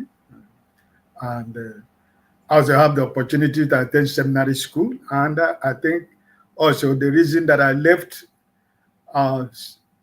seminary school, not really I wanted to go, but family, you want you to become a reverend father, but when I got in, I discovered that, a man will not marry. And at the end of the day, after my final time in class 1, I ran away from Omawa Seminary School and I went to Lagos to continue my education, So, and my few experiences, I saw a lot of things, because we used to live with the Reverend Father. And, so I think the Catholic Church need a lot of, they need to change a lot of things, because the idea men cannot marry, the women don't marry, like my brother Kenneth said, they do a lot of things at the back. And I don't see the God they're serving, I'm not trying to judge anybody because whatever that is happening in the Catholic Church is happening in all the living churches and churches all over the world. So, but the idea that a man who somebody is talking about celebrity, when they do the celebrity, you still see them involved in doing so many things. The atrocity that is committed behind closed door in Catholic Church, that somebody was saying that this Pope did not really hit hard on it or apologize for what the Catholic Church did to a lot of people. Even in America today, it's still going on, young people who have become adult that were sexually abused, So we cannot shy away from that. So whosoever that the responsibility should fall upon this time, I think they need a cleanup, in the hierarchy of the church. So, but I think that this man was, for me personally, I think he was a good man. He tried to live a good man's life, and I give him that. And finally, for your president in America who went to sit with Zelensky, is angry that Zelensky have refused to cede Crimea. I can't really understand why somebody should be telling Ukraine to cede Crimea for Russia. This is why I don't really want to get involved with American politics and this man that is a president in America, because I cannot explain why you should tell a country to cede Crimea for Russia for peace today. What kind of peace is that? So I think above all, it is well. Thank you. All right. Thank you so much. We are going to take a break. When we come back, we talk about Nigeria, where we are running into a one-party structure. Doctor, before you change and everything, I don't know whether you may come back. Please, I've been off for some time now, which I believe you know. I just want to ask, you always keep my mind on the time zone. I don't want to bug you because I don't really know your schedule. About the July 25th and 27th program. Well, I was hoping that the flagship would join us today and give us updates because he's the one organizing that. But he's not able to join today. There will be an update on next week or maybe tomorrow. I will let you know. Okay? Mr. Paul, we're just going on break. He's not going to hell. So I'm not going to hell. I'm still going to come back. Don't mind Paul. Don't mind us. We'll take a break and then we'll come back. Okay. Thank you, everybody. Okay.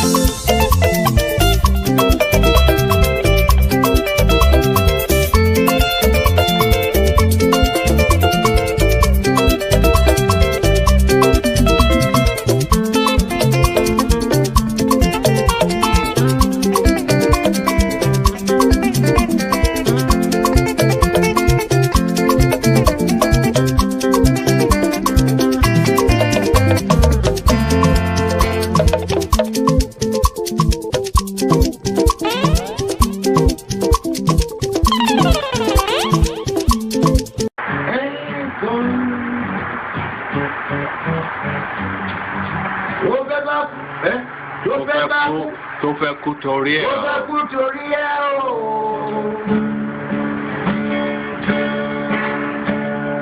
Ọwọ́ ẹni ló ti ṣàánú kọ́. Ayé la bá, ayé la fi sílẹ̀ sí. Lọ́nà èyí yóò.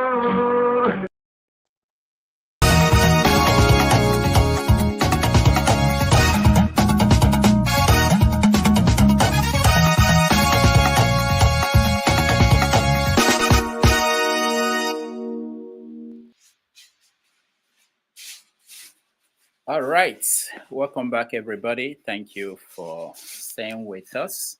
I haven't seen forefathers, so we are going to continue until we see him. It looks as if we are moving towards a one-party state in Nigeria. A lot of people are concerned. Some people see it as a master strategist in action. I want to know what you guys think about the political developments in the country, where you have someone like Okowa, former vice presidential candidate for the PDP, joining APC, and Ganduje threatening now, telling us that more people are going to join in days to come. So what does that mean for our democracy? Let me start with, where did I stop? The last people that spoke. AY, come on. Go ahead. Okay. Yeah, well, to be honest, these things going on in Nigeria, the movement from one party to another, I'm not particularly surprised. I think I've said on this platform many times that Nigeria politicians are the same. I know people like Mr. Oti will still come for me. Nigeria politicians are the same. No this and no peace. Even if I hear tomorrow Peter will be the cap to APC, I will not be surprised for a second. I don't trust Nigeria politicians. They are the same. Basically, they don't have ideology. It's all about their personal interests. This is the problem we're having. Nobody cares about the ordinary man in the streets. Are you also surprised that Atiku that will be 80 years in 2027 or 81 is planning to contest? Like, what do you want to offer the people you've not offered to them at 80? That is great. So that tells you what is going on with our politicians is great. A lot of people are still on the cap. If you actually take statistics now, people from the Senate, from the House of Reps that have the cap, especially the so-called Labour Party we were seeing as said, when people were running, jubilating, running after, I'm like, forget about these people, all of them are the same. Yeah, Peter Obi was a bit different. He was the face of Labour Party. But most of these guys, Labour Party was just a special purpose vehicle to move to achieve their aim. Again, a lot, you will see a lot is still going to happen. Right now, I think part of the reason you see this, there is a lot of pressure coming to Tinubu from the north. So Tinubu is trying to gain more ground in the south, especially the south. Because from what I'm seeing now, by 2027, I think almost all the states in the south, probably one will remain in other party. Most all of them, they are going to be in APC. Because right now, though it's APC, Delta is APC, Rivers is AP, PDP, so I think it's definitely going to move to APC. Calabar, Cross River is APC. Akwa Ibom, the governor have openly declared that he's supporting to move in 2027. So there is negotiation going on in Akwa Ibom because that is the state where Akpabio is from. So Akpabio might be negotiating with the governor. Listen, move to our party, will give you automatic ticket. you fly the ticket. So the only state that is really left now is Bayelsa. Bayelsa is the smallest state in the south-south. So I'm not even going to be surprised. I'm not even going to be surprised if Bayelsa itself move along that line. So meaning you want to cover the south-south. Southeast, there is rumor of the Enugu state governor moving to APC. I don't know how true. You're going to see more politics. I'm telling you. I also have this personal feeling. Even Soludo is going to, if he win his second tenure from what is going on now, he's going to win. But if he's interested in federal politics, you might see him in APC. Don't be surprised. So what I will really love to see, I want to see, again, the opposition, they are not ready, they are sleeping. This is the honest truth because of most of their greed. The only way I see a formidable opposition against Tinubu is Atiku dropping his interest, allow somebody from the south to contest, looking for a stronger candidate in the north that can support him. There will be genuine coalition that can really challenge Tinubu. Otherwise, I mean, they've been talking a lot, right? Look at the electoral reform. Nothing has been done since the 2023 election. You expect now there is a lot of discussion around let transmission of results, let it be compulsory. They must be transmitted electronically. Nothing has been done. We have a lot of other reforms. You don't hear the opposition saying anything about them. PDP is fractured. Wike is controlling one part. Wike will never give up. He's having a portfolio in Abuja. Wike will do everything to make sure he destabilizes PDP. So PDP basically is, they are really like, they're supposed to be in a intensive care unit. But it's really sad what is going on. The party is really moving towards one party state.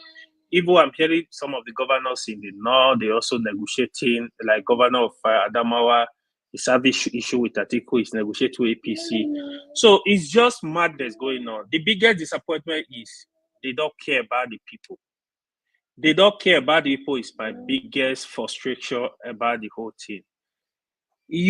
Lack of planning is a big problem. Like somebody was discussing, initially we were discussing how the Aso Rock, they tried to pay 10 billion naira or so for solar, and they are making excuses. That comparing it with America, is really a big disappointment because the reason why Jimmy Carter installed solar in White House was simply because of the greenhouse and to reduce gas emission. That's the main reason why they installed it. But in Nigeria, we have a problem of electricity. I think they said Badhe give us 24 hours light. Why are they not using Badhe in Aso Rock? So until we learn to really work on this problem, we're going nowhere. If you really want to, if Tinubu can start from, okay, let me solve the problem of power generation. Let me solve the problem of power transmission. We know the problem we are facing is power distribution. Now, the problem is not even defined, so we don't even know where we are. Thank you. All right. Thank you, AY. Kandu, while we round up and go to the next stream. Go ahead. Yes, sir. I generally don't talk about APC, PDP, because I think they're all useless people. Really, even if you want to take from the days of Obasanjo till today, what has any of these people done for the people? And here's the dichotomy that I face. I am beyond perplexed that human beings can go out of their home and vote for these people. Given the suffering these people have been putting on you for decades. Even this APC or Jagaban, what have they done for you? And this is why when some people say let them suffer, well, I'm a little bit, inclined to agree. That is why I tend not to look at the Nigerian situation as a group. I want to look at individuals and how can those individuals better themselves going forward.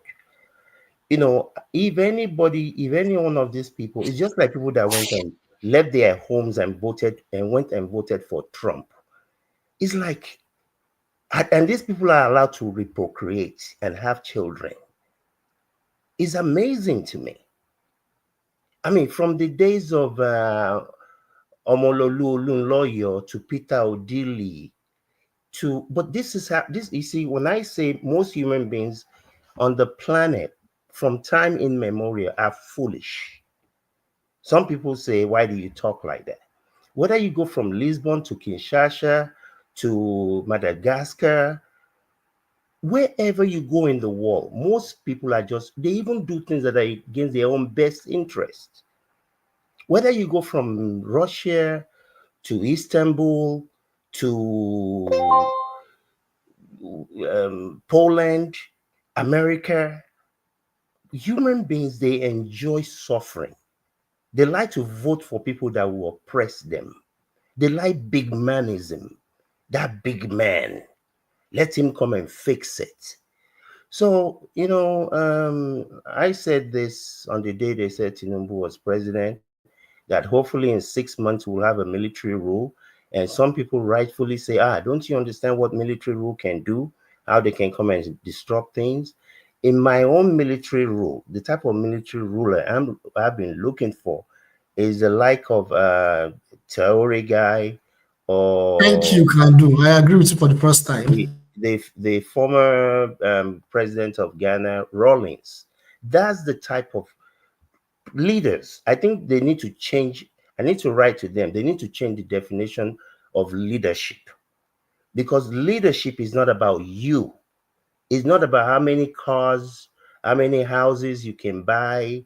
It's about people that are willing to lead their people to a promised land that they themselves might not even be a part of. That's leadership. None of these people have anything. They should not even be calling them anything that resemble leaders. So if the people let them go and vote. If the governor the camp from APC, move from APC to CPA or whatever they like, they need, maybe they just need to keep suffering. Maybe that's what they need. Honestly, I'm tired of these people. Wow. Thank you, Ando. And KJ, I will bring you in, but that will be the last on this stream. We have another stream that is ready. Our forefathers is there. We are going to switch to that stream and continue the conversation. But KJ, go ahead. Yeah, I wanted to show. I don't know if Show is watching because I'm looking for this video of where Show asked what happened to KJ? Where Show asked P2B, are there some politicians you will now run with, that you will not be part of, even if that's the only way you are going to be president? Because for those who are watching what's going on in Nigeria, they just narrowed down the options that if Atiku is not going to give way for a younger candidate, that the only way that power could leave APC is if someone like P2B will run for president with someone like El Rufai. So which would be an interesting combination. But that's what people are putting out there, that El Rufai is the only one that can convince the North. So, but in the next few weeks and months, we are going to get an intense conversation on what is going to happen with Nigeria. KJ, round off. Why? Yes, thank you. Thank you so much. Yes, I agree with part of what Kandu has said and what you have said. I think that P2B should be very careful. You see, what you're seeing right now is a typical the northern oligarchy politics. They're not taking anybody serious. They're just marking out your best candidate and making preparation on how to tackle them. It's just like a football match. They're looking for your best, and they're preparing somebody who will take the person out when the time gets there. The truth of the matter is that the Tinubu administration has punctured the pride of the North. Even though he has done that to almost every other part, but the North feels very aggrieved because it's not keeping to the agreement that have been agreed.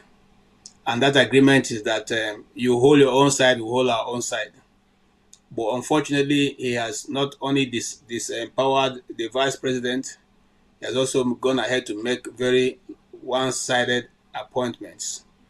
And to rub it in, he's still going ahead to do more things by taking over states, which we should be proud on this channel, because we talked about this the very first time we were analyzing Tinubu's administration and how it's going to go. We said he's going to come in and establish one party state. We said Wike was coming to the center. We said MC Olumo was coming to the center. So majority of what we predicted was going to happen is exactly what is playing out. And all of a sudden, the person who built Lagos is not able to build anything. So, having said that, we should watch out. I mean, if I was Peter Obi's advisor, I would say to him, don't get into any agreement with El-Rufai. I will, in fact, like I said, this is a typical northern. In fact, he is more sure to go with his old vice president, Datim Ahmed, than to go with any other person. This is the same thing, reason why we say from this point also, go and you have 6 million votes in the kitty, which they accepted you had. Take those votes and start a party. If we have done that by now, we will not be looking helpless, because right now, from my own reading, the intention is to make sure that he is, flagged from every point. Any political agreement entity is going to go in will be totally reduced. Now, imagine Okowa, even though I have no, if you have 1.3 trillion naira charge against you in AFCC, if I were the one to, I would defect to APC. If you are bold enough to steal that kind of money from your people, of course, that means you don't have any moral standing. So let's not even try to preach moral standing, because these Nigerian politicians don't have none. Not Akwa Ibom. Just look at the people, the parade of people we put on the the political sphere. All of them have one thing or the other, standing against them. So it's not even people who will say, based on moral stance, I will not move. Based on this, no, they're not concerned about the ordinary Nigerian. They are concerned about how they can continuously to milk the cow as long as they can take it. It's not going to change. The only time change will come is when we, the Nigerian people, say enough is enough. And so far, we are not saying that. We are absorbing and absorbing and absorbing and absorbing, and hoping that God will come down from heaven, or better still, as we say in theater, send that machina that comes down from heaven, a Zorro, will just drop and then finish everything and go back to heaven, and then we'll just keep living a peaceful life. No country does that. Okay? There's a famous American president that said that the freedom and republic is only one election cycle away from going into what? Into anarchy or going to dictatorship. We're already there. So we have even gone beyond that point. We are there where one man's law is much stronger than the Constitution of the Federal Republic of Nigeria. So I pity those people who are going to contest in 2027. We said here, if they are still going to do the same thing, if there's no PVC, now the INEC is saying they want to make sure that people can use paper votes to be able to vote. If those things are going to be put in place, my brother, why do you need to waste your time to contest? It's just going to be another waste of time. Thank you so much for the opportunity, Dr. Damages. All right. Thank you so much, KJ. I think Fofadas is here, and I want to tell you guys that I read some comments, and I see a comment here from Oscar Blackbone talking about I should play the video of Obovowerei bowing to Ribadu.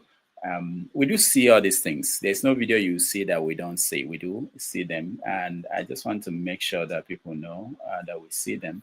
If it's relevant to the conversation we are having, we play them. If it's not, we don't think there's any need. But in this case, This is an old video, so you know also it's an old video, and I just want to use that to end the show. I want to thank everybody who joined us. I want to thank the people who supported us. It's really important, and we appreciate all of them. Kulata, One Man, Jaja, George, Blue Shell, Abby, it's been a while, Black Beauty. Thank you all. And thank you those in the panel. KJ, thank you. Kandu, thank you. Forefathers, no chance for you to speak, but thank you. AY, thank you. Jide, thank you. Kenneth, thank you. Oti, thank you so much. Ike, thank you. Paul, thank you. And those on the comment sections, I just showed you that I read your comments. Not all of them, but thank you all. I appreciate everybody. We end with that video of Shore meeting Ribado. I don't know how old that was, but it was a long time ago. So Shewole was actually deflecting on the altar of his famous trust. No, who Ribado? Well, brother. Oh my goodness. It's good to see you. Look at this guy. Your hometown. Presidential candidate. I am right now in Ribado's hometown. This used to be my hometown, Yola. This man that put in jail, the general police. You're welcome. He's senior officer. His name is jail. We have disrupted everywhere. From Taraba to Akamawa. Nothing is left. Even on our way here, we disrupted herdsmen. We stopped the herdsmen. What is the problem? Let's have a discussion about what's your problem. They don't have any problem. The problem is the leadership in the country.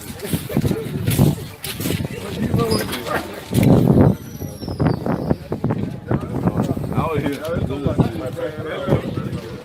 How are you? All right, and tomorrow on 90 Minutes Africa again, we are going to have Chika Odoa joining us. If you can make it, that would be wonderful. Once again, thank you everybody for joining. I appreciate all of you.